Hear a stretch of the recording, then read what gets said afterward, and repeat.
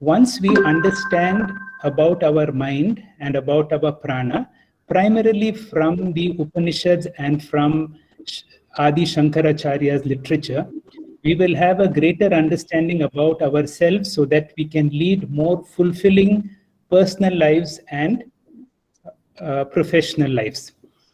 Our whole school of philosophy can be divided into Astika, are those schools which believe in the validity of the Vedas, and Nastika, which do not believe in the Vedas. There are 6 Astika schools: Sankhya, Yoga, Vaisheshika, Nyaya, Purva Mimamsa, and Uttara Mimamsa.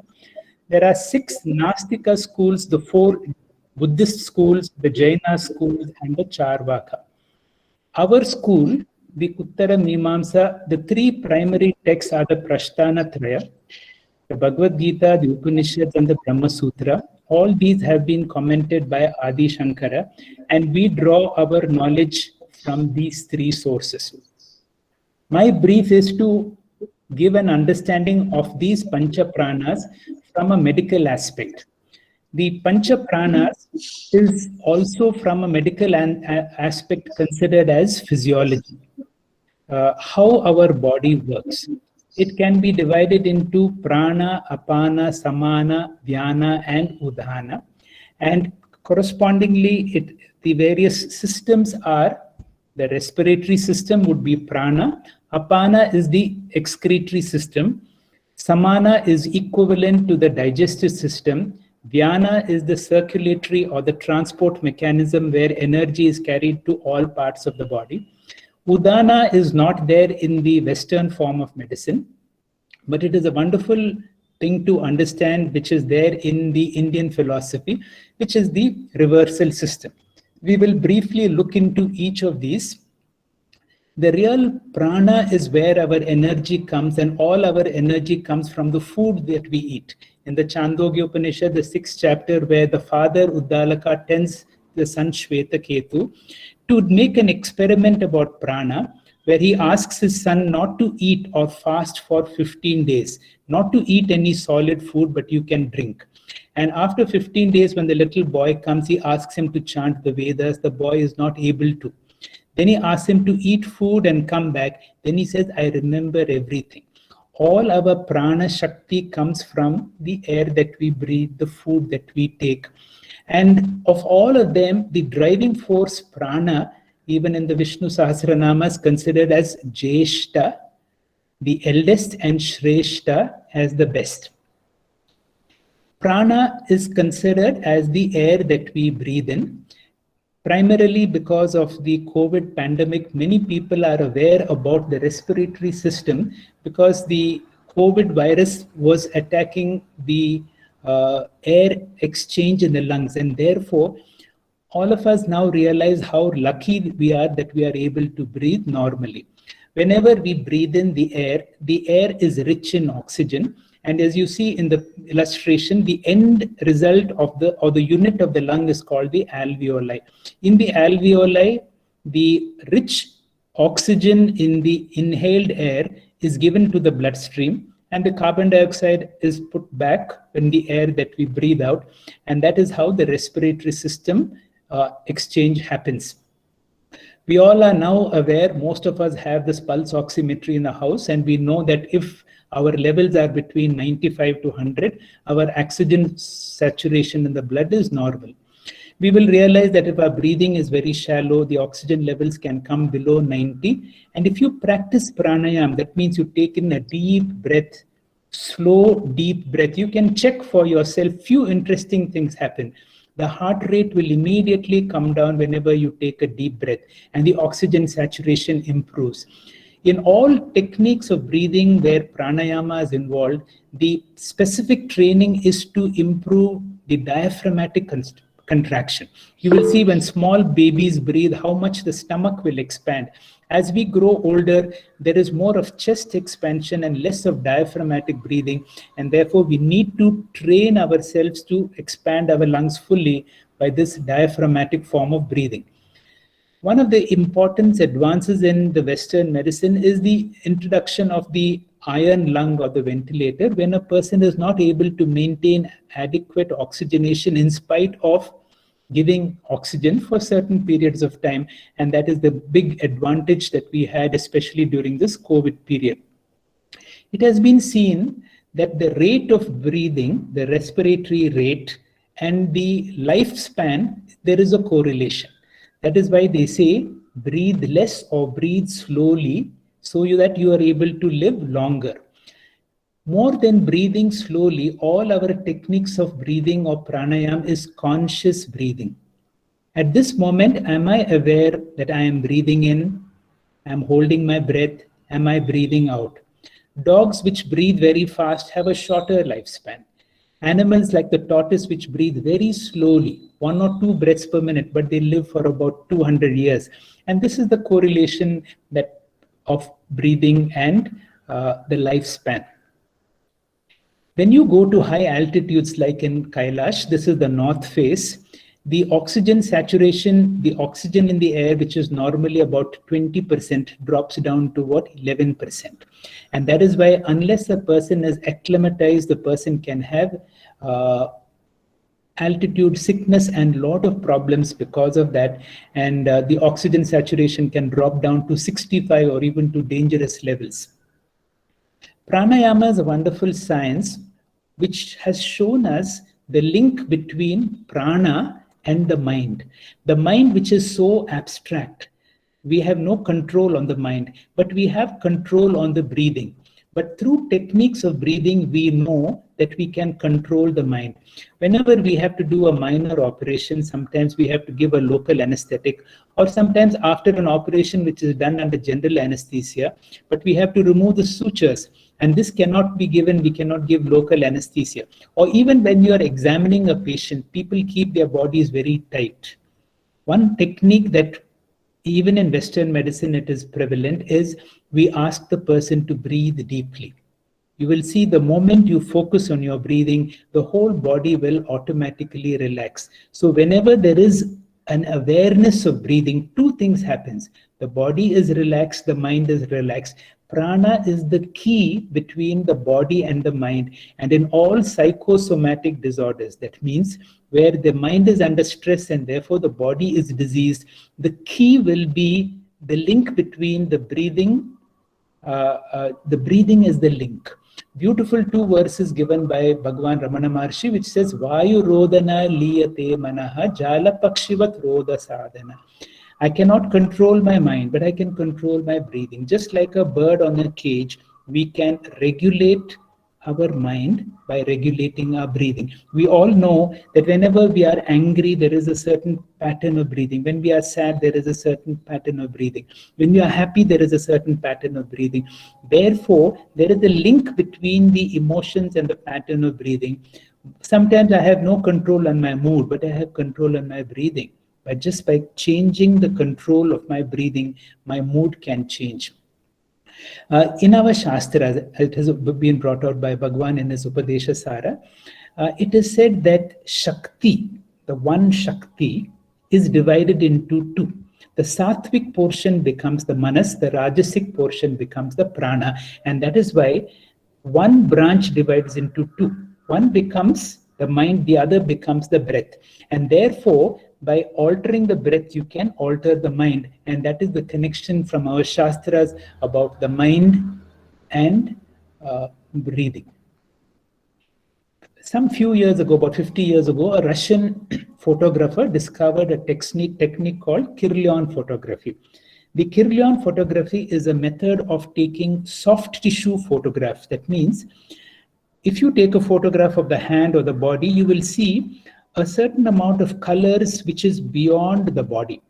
And there are various sciences that have done that when you chant Gayatri Mantra, when you chant Omkara, whenever you do Pranayama, the energy level, the colors on the Kirlian photography become bright.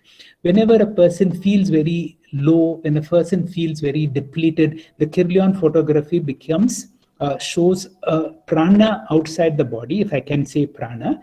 The shadow outside becomes very small. At one time, it was predicted that we can predict a heart disease or a joint disease years ahead by watching this photograph.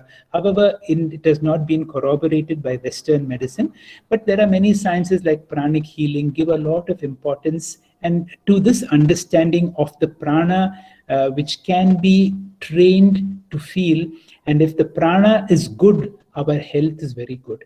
If our prana gets depleted, we become more vulnerable to illnesses. We all know that generally when we are feeling very good about ourselves, our health is also very good.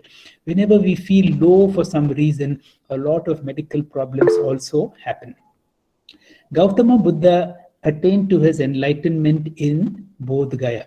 He walked all the way to Sarnath to meet his Guru Bhais, and in this place in Sarnath, he made his first sermon where Ashoka has put up a big monument. And there he spoke about his breathing technique, which helps as a person to attain to spiritual enlightenment, called the Anapanasati Yoga. Gautama Buddha said, you know, my monks, what it is to be enlightened. When I take a big breath, I know I have taken a big breath. When I take a small breath, I know I have taken a small breath. When I take a medium-sized breath, I know I have taken a medium-sized breath. So in other schools also, there is a lot of importance to breath as a method of working towards awareness or spiritual awakening. After prana, we go to samana. All our energy also comes not only from the air that we breathe, but also very importantly, the food and the water that we drink. And that is why the kind of food that we take, the way we eat, whether we eat slowly, whether we eat in a respectful manner, makes a big difference to what is called samana.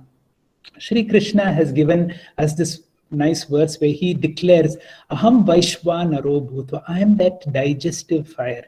And therefore, every time we eat, we are doing a form of a prana agnihotra. It is a form of a yajna when we eat food. There is a technique, that is why it is so significant before we eat food. We put a small morsel of food and we address Om Prana Swaha, Om Apanaya Swaha, Om Vyanaya Swaha, Om Udhanaya Swaha, Om Samanaya Swaha. We address all the Pancha Pranas before we take in food. And there is this beautiful mantra also from the Bhagavad Gita, which should be done not only while eating food, but be done all the time when we Brahma Karma Samadhinaha, in every activity, in every work that I do, it is because of Prana Shakti that I am able to do. And if I am aware that Brahma Karma Samadhinaha, that person who sees Brahman in every karma, Brahmaiva Tena Gantavyam, that person attains to Brahman. So you will see all our activities are possible because of Prana Shakti, and let us be aware of Prana in and through all that we do. Once we eat food, it has come to the stomach, it is digested in the stomach and in the intestines. From there it goes to the bloodstream. And from the bloodstream it goes to all parts of the body. And the two important factories where Prana Shakti comes is the liver, which metabolizes all these ingredients. And in each cell of the body, the real factory which brings the energy is the mitochondria. That is why when potassium cyanide can be so dangerous, because it can affect the functioning of the mitochondria and produce instant death. Prana becomes affected by the toxins which affect the various parts of the body. And this is the liver and the mitochondria is the various factor which brings about the Prana Shakti, which is distributed to all parts of the body. Once there is metabolism, once there is an energy exchange, there will be waste products. This waste products is removed by the kidneys, the sweat glands, and in our tradition it is called apana, a system of removing all the toxins. There is one system which is not given in the Western medicine, but it is very important to see, is udana. Any form of reversal mechanism when a person throws out, when there is vomiting, when a person goes to sleep, or I would like to focus for us in this class, for those of us who are in the spiritual path, all our life's preparation is a preparation for death. I have shown the ECG. When the ECG becomes flat, that is a declaration of death. Udana becomes active at that moment. And so important is our spiritual preparation, because in the 8th chapter of the Bhagavad Gita, which tells us how you can use your yoga balena and bring all this Shakti so that we are able to release it in order to be able to get Krama Mukti. The Ishavasya Upanishad also talks about how the breath will become air. Vayur anilam amritam abedam basmantam shariram. So how we are able to surrender our prana to the immortal prana, how we surrender our body. So these are all the techniques that we learn through our spiritual technique. Ultimately, what we learn from all these, from our Gurujis, is how to live well and also how to die well. Kabir, in one of his dohas, has said, "Jab hum paida hue, jagah se hum roye." The first prana is when I breathe in when we are born. The last prana is when we breathe out at a moment when we die. And our job is to live our life in such a way that when jagah se hum roye, I see karna, live in such a life that I will be able to laugh when others cry, when my body goes. I will conclude by this beautiful verse from the Bhaja Govindam. The Adi Shankara, in the opening verse, it says, Bhaja Govindam, Govindam Bhaja Mudamate. He refers us to moodas if we are focusing on apara vidya and no bhakti. Samprapte samnihite kale, when the end time comes, other than Guru Shastra Upadesha that we are working for, nothing else is going to protect us. Om Shri Gurubhyo Namaha. Harihi Om.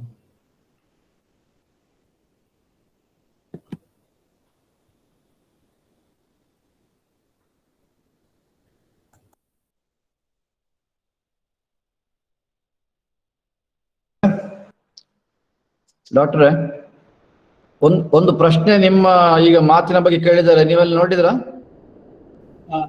ನಾನು ನೋಡ್ಲಿಲ್ಲ sir. How can one really prove that slow breathing can increase longevity in human? There is no proof. Scientifically, there is no proof.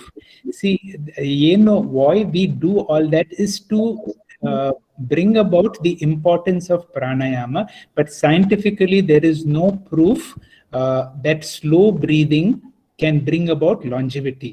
Now, those of us who have studied Western medicine and who have studied a little bit of Vedanta know one thing for sure, that our traditions have given, we finally rely on the Upanishads and Vedic truths. Our lifespan is determined by our karma, our prarabdha karma. And therefore, certainly our health can be improved by slow breathing, but our karma will decide my date of expiry. This is my understanding, Guruji. ಈಗ ಇನ್ನು ಮುಂದಿನ ಮಾತಿನ ಮೇಲೆ ಶ್ರೋತೃಗಳಲ್ಲಿ ಏನಾದರೂ ಪ್ರಶ್ನೆ ಇದ್ರೆ ನೀವು ಕಳಿಸಿಕೊಡಿ. ಆದರೆ ಅದಕ್ಕೆ ಉತ್ತರವನ್ನ ನಾನು ನಾಳೆ, ನೀವು ಒಪ್ಪುದಾದ್ರೆ ನಾಳೆ ಉಪನ್ಯಾಸ ಆದ ಮೇಲೆ ಹೇಳ್ತೇನೆ. ಇಲ್ಲ ಅಂದ್ರೆ ಬುಧವಾರ ಒಂದು ಸ್ವಲ್ಪ ಸಮಯ ಕೊಟ್ರೆ ಬುಧವಾರ ನಾನು ಹೇಳ್ಬೋದು. ಅದು ನಿಮ್ಮ ಅಭಿಪ್ರಾಯ ಏನು ಅಂತ ಇಲ್ಲಿ ಮತ್ತೆ ಮೆಸೇಜ್ನಲ್ಲೇ ಕಳಿಸಿ ಅದನ್ನ. ಯಾಕಂದ್ರೆ ಮಧ್ಯೆ ಈಗ ಇನ್ನು ಪ್ರಶ್ನೆಗಳಿಗೆ ಉತ್ತರ ಕೊಡ್ಲಿಕ್ಕೆ ಹೋದ್ರೆ ಆಗ ಸಮಯದ ಒಂದು ಹಾನಿ ಆಗ್ಬಿಡುತ್ತೆ. ಒಟ್ಟು ವಿಷಯವನ್ನು ಪ್ರಸ್ತಾವನೆ ಮಾಡೋದಕ್ಕೆ, ಪ್ರಶ್ನೆಗೆ ಉತ್ತರ ಕೊಡೋದ್ರಿಂದ ಸಮಯ ಹಾನಿ ಅಂತಲ್ಲ, ಒಟ್ಟು ಉಪನ್ಯಾಸದ ಸಂದರ್ಭದಲ್ಲಿ ಏನು ವಿಷಯ ಹೇಳಬೇಕು ಅಂತಿದ್ವಿ ಅದಕ್ಕೆ ಸಮಯ ಸಾಕಾಗದೆ ಹೋಗಬಹುದು. ಹಾಗೆ ಮೊದಲಿಗೆ ಹೇಳೋ ವಿಚಾರವನ್ನು ನಾವು ಕೇಳೋಣ. ಪ್ರಶ್ನೆಗಳನ್ನ ತಕ್ಷಣ ಕಳಿಸ್ಕೊಡಿ, ಇಲ್ಲಿ ಅದನ್ನ ಸಂಗ್ರಹ ಮಾಡ್ತಾರೆ. ನಾಳೆ 8 ಗಂಟೆ ಆದ ಮೇಲೆ ಸ್ವಲ್ಪ ನೀವು ಕೂತ್ಕೊಳ್ತೀರಿ ಅಂದ್ರೆ ಆಗ ಪ್ರಶ್ನೋತ್ತರ ಕಾರ್ಯಕ್ರಮವೇ ಇರಲಿ. ಇಲ್ಲ ಅಂದ್ರೆ ಬುಧವಾರ ದಿವಸ ಮತ್ತೆ ಇದೇ 6:45 ಸೇರೋಣ. ಅದು ನೀವು ಹೇಗೆ ಹೇಳ್ತೀರೋ ಹಾಗೆ. ಪುರಃ ಪ್ರಾಂಜಲೀನಾಂಜನೇಯಾದಿ ಭಕ್ತಾನ್ ಸಚಿನ್ಮುದ್ರಯಾ ಭದ್ರಯಾ ಬೋಧಯಂತಂ ಭಜೇಹಂ ಸದಾ ರಾಮಚಂದ್ರಂ ತ್ವದನ್ಯನ್ನ ಮನ್ಯೇ ನ ಮನ್ಯೇ ನ ಮನ್ಯೇ.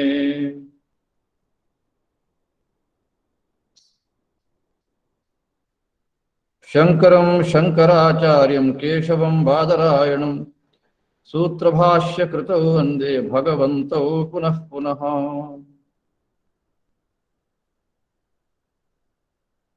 ಪ್ರಾಣದ ಒಂದು ವಿಷಯವಾಗಿ ನಾವು ಈಗ ವಿಚಾರವನ್ನು ಆರಂಭ ಮಾಡಿದ್ದೇವೆ.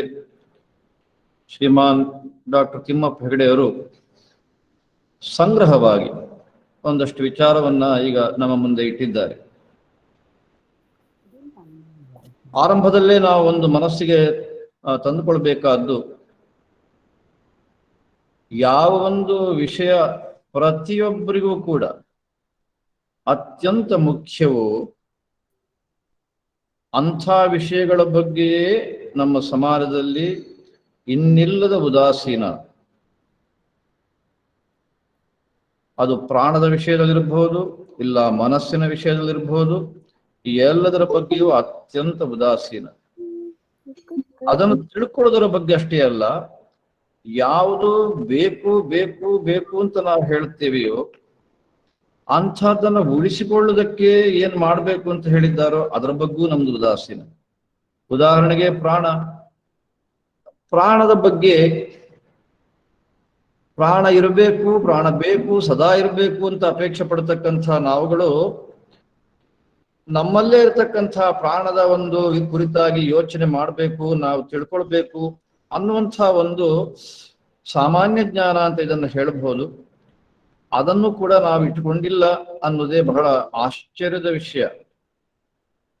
ನಮ್ಮ ಪರಿಸ್ಥಿತಿ ಏನಾದರೂ ಆಗಲಿ, ಆದ್ರೆ ನಮಗೋಸ್ಕರ ನಮ್ಮ ಹಿಂದಿನವರು ಎಷ್ಟು ಪ್ರಯತ್ನ ಪಟ್ಟಿದ್ದಾರೆ ಈ ವಿಷಯದಲ್ಲಿ ಅನ್ನೋದನ್ನಾದ್ರೂ ನಾವು ತಿಳ್ಕೊಳ್ಳೋದಕ್ಕೆ ಅವಕಾಶವಾದರೆ ಎಷ್ಟೆಷ್ಟೋ ಒಳ್ಳೆಯದು ಅಂತ ನನ್ನ ಅಭಿಪ್ರಾಯ. ಆ ದೃಷ್ಟಿಯಿಂದ ಈ ಒಂದು ವಿಚಾರವನ್ನ ಈಗ ಚಿಂತನೆ ಮಾಡೋಣ ಅಂತ ಇಡಲಾಗಿದೆ. ಈ ಪ್ರಾಣದ ವಿಷಯದಲ್ಲಿ ವೇದೋಪನಿಷತ್ತುಗಳು ಎಷ್ಟು ಗಂಭೀರವಾಗಿ ವಿಚಾರ ಮಾಡಿದ್ದಾವೆ. ನಾವು ಯಾವ ಉಪನಿಷತ್ತನ್ನು ತೆಗೆದರೂ ಕೂಡ ಆ ಉಪನಿಷತ್ನಲ್ಲಿ ಒಂದಲ್ಲ ಒಂದು ರೀತಿಯಲ್ಲಿ ಪ್ರಾಣದ ವಿಚಾರವಾಗಿ ಬಂದೇ ಇರುತ್ತೆ.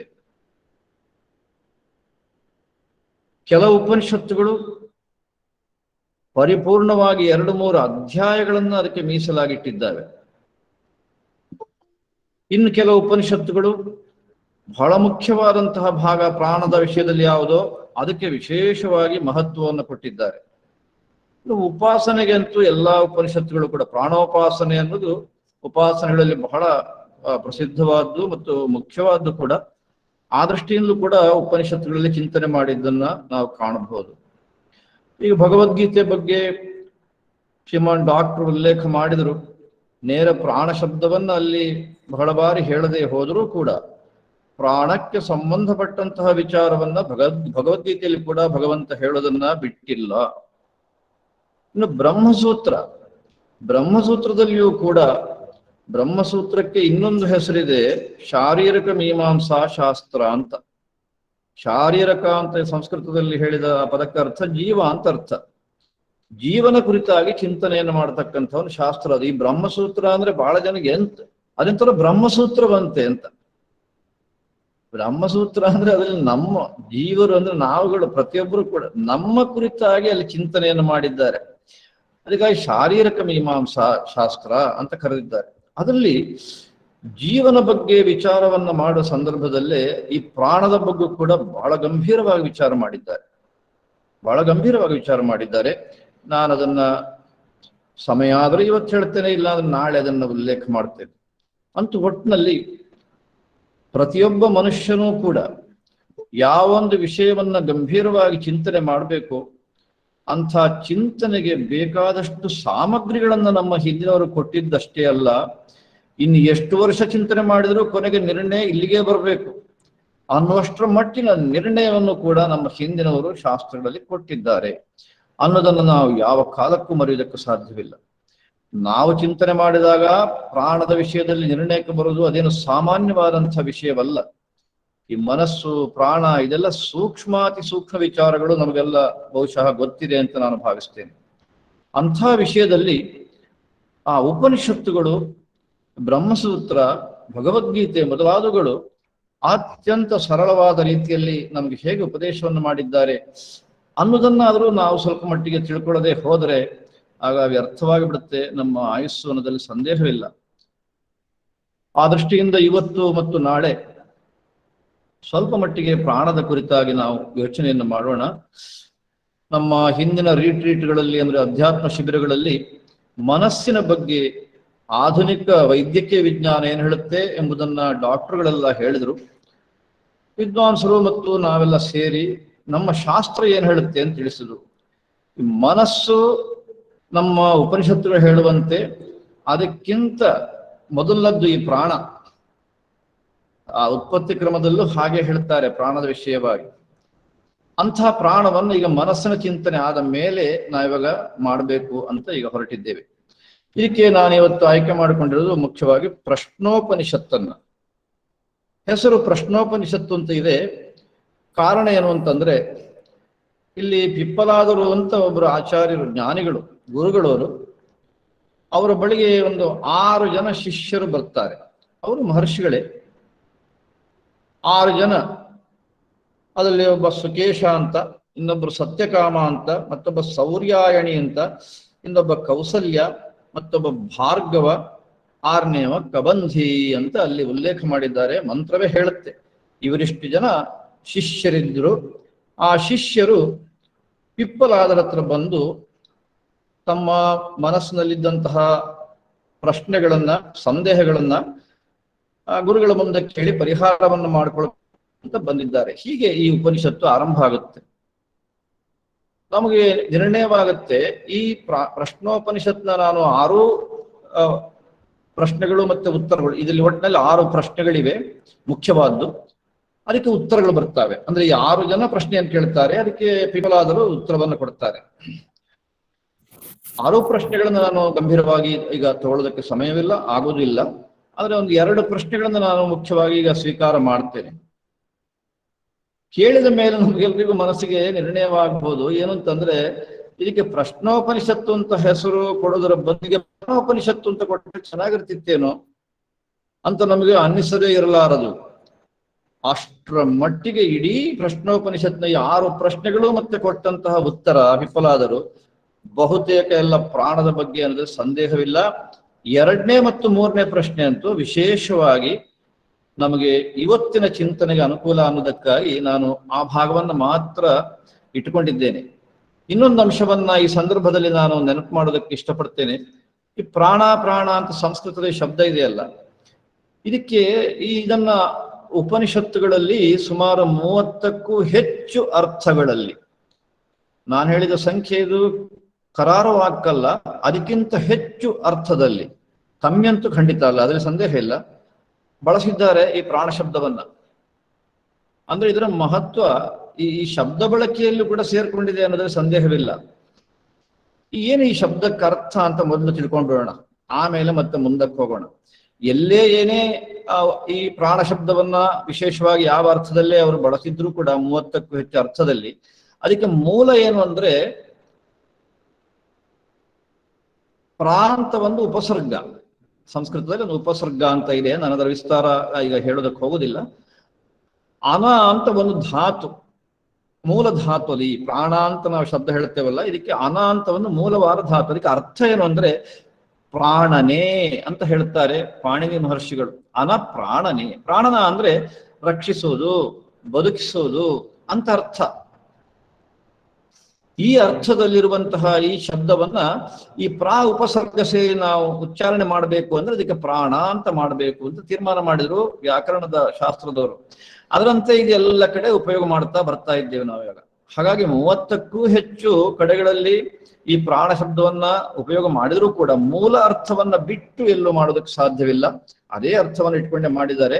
ಆದ್ರೆ ಬೇರೆ ಬೇರೆ ಸಂದರ್ಭಗಳಲ್ಲಿ ಬೇರೆ ಬೇರೆ ಆ ಸಾಧನವನ್ನ ಬಳಸಿ ಅದನ್ನ ಇಟ್ಕೊಂಡು ಹೇಳಿದ್ದು ಕಾಣುತ್ತೆ. ಉದಾಹರಣೆಗೆ ಈಗ ಪ್ರಾಣ ಅಂತ ನಾವು ನೋಡುವಂತಹ ಒಂದು ಪ್ರಾಣ, ಅದು ಮುಖ್ಯ ಪ್ರಾಣ ಅಂತ ಅದನ್ನು ಕರೀತಾರೆ. ಅದಕ್ಕಾಗಿ ಶಾಸ್ತ್ರದಲ್ಲಿ ಗೊಂದಲ ಆಗಬಾರದು ಅಂತ ಹೇಳಿ ಪ್ರಾಣವನ್ನ ಅನೇಕ ಕಡೆಗಳಲ್ಲಿ ಅನೇಕ ಅರ್ಥದಲ್ಲಿ ಹೇಳಿರುವುದರಿಂದ ಈಗ ನಾವು ವಿಚಾರ ಮಾಡೋದು ಮುಖ್ಯ ಪ್ರಾಣನ ವಿಷಯದಲ್ಲಿ ಅನ್ನೋದನ್ನ ಗಮನದಲ್ಲಿ ಇಟ್ಕೊಳ್ಬೇಕು ಎಲ್ಲರೂ ಕೂಡ. ಪ್ರಾಣ ಶಬ್ದವನ್ನ ಎಲ್ಲೆಲ್ಲ ಹೇಳಿದ್ದಾರೆ ಅಂತಂದ್ರೆ ಪರಮಾತ್ಮನ ವಿಷಯವಾಗಿಯೇ ಪ್ರಾಣ ಅಂತ ಹೇಳಿದ್ದಾರೆ ಉಪನಿಷತ್ತುಗಳಲ್ಲಿ. ಈಗ ನೀವು ಆ ಅರ್ಥವನ್ನು ಜೋಡಿಸಿಕೊಂಡ್ರೆ ಪರಮಾತ್ಮನಿಗೆ ಪ್ರಾಣ ಅಂತ ಹೇಳಿದ್ದು ಎಷ್ಟರ ಮಟ್ಟಿಗೆ ಸರಿ ಅಂತ ಮತ್ತೆ ನಾನೇನು ಹೇಳಬೇಕಾದಿಲ್ಲ ಅಂತ ಭಾವಿಸ್ತೇನೆ. ಬ್ರಹ್ಮಸೂತ್ರದಲ್ಲಿ ಇದನ್ನು ವಿಶೇಷವಾಗಿ ವಿಚಾರ ಮಾಡಿ ನಮಗೆ ಅದನ್ನ ನಿರ್ಣಯ ಕೊಟ್ಟಿದ್ದಾರೆ. ಹಾಗೆ ಪ್ರಾಣ ಅಂತಂದ್ರೆ ಇಂದ್ರಿಯಗಳು ಅಂತನ್ನುವ ಅರ್ಥವನ್ನು ಕೊಟ್ಟಿದ್ದಾರೆ. ಅದು ಇಲ್ಲೂ ನಮಗೆ ಪ್ರಶ್ನೋಪನಿಷತ್ನಲ್ಲೂ ಕೂಡ ಆ ಅರ್ಥವನ್ನ ಕಾಣಬಹುದು. ನಾವು ಪ್ರಾಣ ಅನ್ನೋ ಶಬ್ದವನ್ನು ಮುಖ್ಯ ಪ್ರಾಣ ಅನ್ನೋ ಅರ್ಥದಲ್ಲಿ, ಇಂದ್ರಿಯ ಅನ್ನೋ ಅರ್ಥದಲ್ಲಿ ಕಾಣುತ್ತೇವೆ. ಹಾಗೆ ಛಾಂದೋಗ್ಯ ಬೃಹದಾರಣ್ಯಕದಲ್ಲೂ ಕೂಡ ಇಂದ್ರಿಯ ಅನ್ನೋ ಅರ್ಥದಲ್ಲಿ ಹೇಳಿದ್ದಾರೆ. ಹೀಗೆ ಅನೇಕ ಅರ್ಥಗಳಲ್ಲಿ ಈ ಒಂದು ಪ್ರಾಣ ಶಬ್ದವನ್ನ ಬಳಸಿದ್ದಾರೆ. ನಾವು ಈಗ ಮುಖ್ಯವಾಗಿ ಬಳಸುವಂತಹದ್ದು ಇಂದ್ರಿಯ ಮತ್ತು ಮುಖ್ಯ ಪ್ರಾಣ ಅನ್ನೋ ಅರ್ಥದಲ್ಲಿ. ಅದರಲ್ಲೂ ಕೂಡ ಮುಖ್ಯ ಪ್ರಾಣ ಅನ್ನೋದನ್ನೇ ಇಟ್ಟುಕೊಂಡು ವಿಶೇಷವಾಗಿ ನಾನು ಹೇಳ್ತಾ ಹೋಗ್ತೇನೆ. ಮಧ್ಯೆ ಇಂದ್ರಿಯ ಅಂತ ಬಂದಾಗ ನಾನೇ ನಿಮಗೆ ಹೇಳ್ಬಿಡ್ತೇನೆ, ಈಗ ಇಂದ್ರಿಯ ಅನ್ನೋ ಅರ್ಥದಲ್ಲಿ ಬಂದಿದೆ ಅಂತ ನಾನು ಉಲ್ಲೇಖ ಮಾಡ್ತೇನೆ. ಇದಿಷ್ಟು ನಾನು ಆರಂಭಕ್ಕೆ ಹೇಳಬೇಕು ಅಂತ ಬಂದಿದ್ದು. ಈ 6 ಜನ ಶಿಷ್ಯರು ಬಂದು ಪಿಪ್ಪಲಾದರ ಹತ್ರ ಏನ್ ಹೇಳಿದ್ರು ಅಂತಂದ್ರೆ, ನಾವು ನಿಮ್ಮ ಶಿಷ್ಯರಾಗಬೇಕು ಅಂತಿದ್ದೇವೆ, ನಮ್ಗೆ ನಿಮ್ಮ ಬಳಿಯಲ್ಲಿ ಅನೇಕ ನಮ್ಮ ಸಂದೇಹಗಳನ್ನು ಕೇಳಬೇಕಾಗಿದೆ, ತಮ್ಮಿಂದ ಉಪದೇಶವನ್ನ ಪಡ್ಕೊಳ್ಬೇಕಾಗಿದೆ ಅಂತ ಪ್ರಾರ್ಥನೆಯನ್ನು ಮಾಡಿದ್ರು. ಅದಕ್ಕೆ ತಕ್ಷಣ ಪಿಪ್ಪಲಾದರು ಹೇಳಿದ್ರು, ಓಹೋ ಹೌದೇ, ಹಾಗಾಗಿ ನೀವು ಕೆಲಸ ಮಾಡಿ 1 ವರ್ಷ ಬ್ರಹ್ಮಚರ್ಯವನ್ನ ಪಾಲನೆ ಮಾಡಿ ಬನ್ನಿ, ಆಮೇಲೆ ನಿಮ್ಮ ಪ್ರಶ್ನೆಗೆ ನಾನು ಉತ್ತರವನ್ನ ಕೊಡ್ತೇನೆ ಅಂತ ಉತ್ತರವನ್ನ ಕೊಟ್ರು. ಇಲ್ಲಿ ಭಗವತ್ಪಾದ ಶಂಕರರು ನಮಗೆ ವಿಶೇಷವಾಗಿ ಸ್ಪಷ್ಟಪಡಿಸ್ತಾರೆ, ಬಂದು ಪ್ರಶ್ನೆ ಕೇಳಬೇಕು, ಇದಕ್ಕೆ ಉತ್ತರವನ್ನ ಕೊಡ್ಬೇಕು ನೀವು ಅಂತ ಅಪೇಕ್ಷೆ ಪಟ್ಟಾಗ ಹೋಗಿ 1 ವರ್ಷ ಬ್ರಹ್ಮಚರ್ಯ ಮಾಡ್ಕೊಂಡು ಬನ್ನಿ ಅಂತ ಹೇಳ್ಬಿಟ್ರಲ್ಲ ಈ ಮಹರ್ಷಿಗಳು, ಜ್ಞಾನಿಗಳು, ಇದೇನು ಸಮಾಚಾರ ಅಂತ. ಅದಕ್ಕೆ ಭಗವತ್ಪಾದ ಶಂಕರ್ ಹೇಳ್ತಾರೆ, ಇದು ಅತ್ಯಂತ ಅನಿವಾರ್ಯ. ಈ ರೀತಿಯ ಒಂದು ಗಂಭೀರವಾದ ಸೂಕ್ಷ್ಮವಾದ ವಿಷಯಗಳ ಬಗ್ಗೆ ನಾವು ತಿಳ್ಕೊಳ್ಬೇಕು ಅಂತಂದ್ರೆ ಬ್ರಹ್ಮಚರ್ಯ ಅನ್ನೋದು ಅತ್ಯಂತ ಮುಖ್ಯವಾದ್ದು, ಅತ್ಯಂತ ಮುಖ್ಯವಾದ ಸಾಧನ ಅಂತ ನಮ್ಮ ಹಿಂದಿನವರು ಅದನ್ನು ಪರಿಗಣನೆ ಮಾಡಿದ್ದಾರೆ. ಆ ಅರ್ಹತೆ ಬೇಕೇ ಬೇಕು. ಅದಕ್ಕಾಗಿ ಪಿಪ್ಪಲಾದರು ನೀವೆಲ್ಲರೂ 1 ವರ್ಷ ಬ್ರಹ್ಮಚರ್ಯವನ್ನು ಪಾಲನೆ ಮಾಡಿ ಬನ್ನಿ ಅಂತ ಹೇಳಿದ್ರು. ಈ 6 ಜನ ಪುನಃ ಬಂದ್ರು, 1 ವರ್ಷ ಕಟ್ಟುನಿಟ್ಟಾಗಿ ಬ್ರಹ್ಮಚರ್ಯ ಪಾಲನೆಯನ್ನು ಮಾಡಿದ್ರು.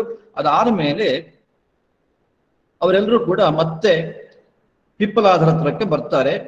ಪಿಪ್ಪಲಾದರ ಹತ್ರಕ್ಕೆ ಬಂದು ತಮ್ಮ ಪ್ರಶ್ನೆಗಳೇನು ಅನ್ನೋದನ್ನ ನಿವೇದನೆ ಮಾಡ್ತಾರೆ. ಅದರಲ್ಲಿ 6 ಜನರ ಪೈಕಿ ಭಾರ್ಗವ ಅನ್ನುವ ಒಂದು ಪ್ರಶ್ನೆಯನ್ನು ಕೇಳ್ತಾನೆ. ಈ ಶರೀರದಲ್ಲಿ ಪ್ರಾಣಗಳು ಅಂತ ನಾವು ಕೇಳಿದ್ದೇವೆ, ಈ ಪ್ರಾಣಗಳು ಯಾವುವು ಅಂತ ಪ್ರಶ್ನೆ ಮಾಡ್ತಾರೆ. ಭಾರ್ಗವನ ಪ್ರಶ್ನೆ ಇದು. ಆಮೇಲೆ ಇದರಲ್ಲಿ ಶ್ರೇಷ್ಠರು ಯಾರು ಅಂತ ಮತ್ತೆ ಕೇಳ್ತಾರೆ. ಇದೊಂದು ಪ್ರಶ್ನೆ. ಅದರ ಜೊತೆಗೆ ನಮ್ಮ ಬುದ್ಧಿ ಅಂದ್ರೆ ಜ್ಞಾನೇಂದ್ರಿಯಗಳು ಮತ್ತು ಕರ್ಮೇಂದ್ರಿಯಗಳು ಇವುಗಳನ್ನ ವಿಶೇಷವಾಗಿ ಪ್ರಕಾಶಪಡಿಸುವವರು ಯಾರು? ಪ್ರಕಾಶಪಡಿಸುವರು ಅಂದ್ರೆ ಅವುಗಳ ಕಾರ್ಯದಲ್ಲಿ ತೊಡಗಿಸುವಂತೆ ಮಾಡುವವರು ಯಾರು ಅಂತ ಅದಕ್ಕೆ ಅರ್ಥ. ಅದಕ್ಕೆ ಪ್ರಕಾಶಪಡಿಸುವುದು ಅಂತ ಅಲ್ಲಿ ವಿಶೇಷವಾಗಿ ಶಬ್ದವನ್ನು ಪ್ರಯೋಗ ಮಾಡಿದ್ದಾರೆ. ಅದಕ್ಕೋಸ್ಕರ ನಾನು ಆ ಶಬ್ದವನ್ನೇ ಉಲ್ಲೇಖ ಮಾಡಿದ್ದೇನೆ.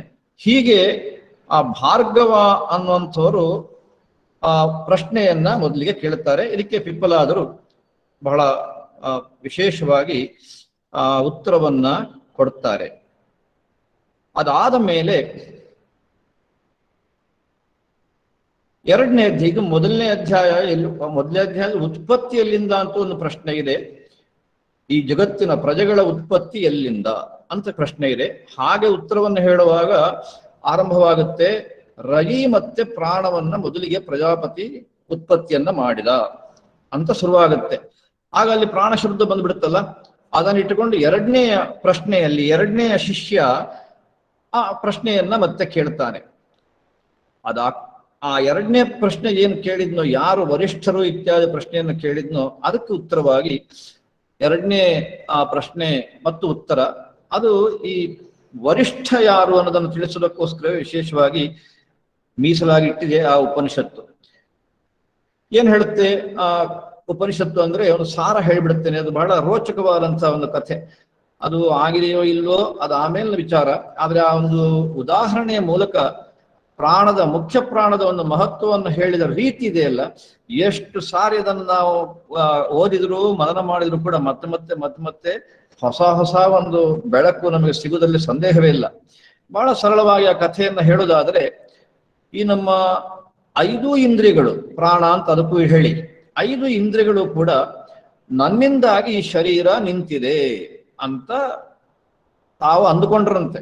ಈ ಒಂದೊಂದು ಇಂದ್ರಿಯವು ಕೂಡ, ಕಣ್ಣು ಹಾಗೆ ಅಂದ್ಕೊಳ್ತು, ಕಿವಿಯು ಹಾಗೆ ಅಂದ್ಕೊಳ್ತು, ಮೂಗು ಹಾಗೆ ಅಂದ್ಕೊಳ್ತು, ಬಾಯು ಹಾಗೆ ಅಂದ್ಕೊಳ್ತು, ಎಲ್ಲರೂ ಕೂಡ ನಮ್ಮಿಂದಾಗಿ ಈ ಶರೀರ ನಿಂತಿದೆ, ಹಾಗಾಗಿ ನಾವು ಶ್ರೇಷ್ಠರು ಅಂತ ಇವರೆಲ್ಲರೂ ಕೂಡ ವಿಶೇಷವಾಗಿ ಭಾವಿಸಿದ್ರಂತೆ.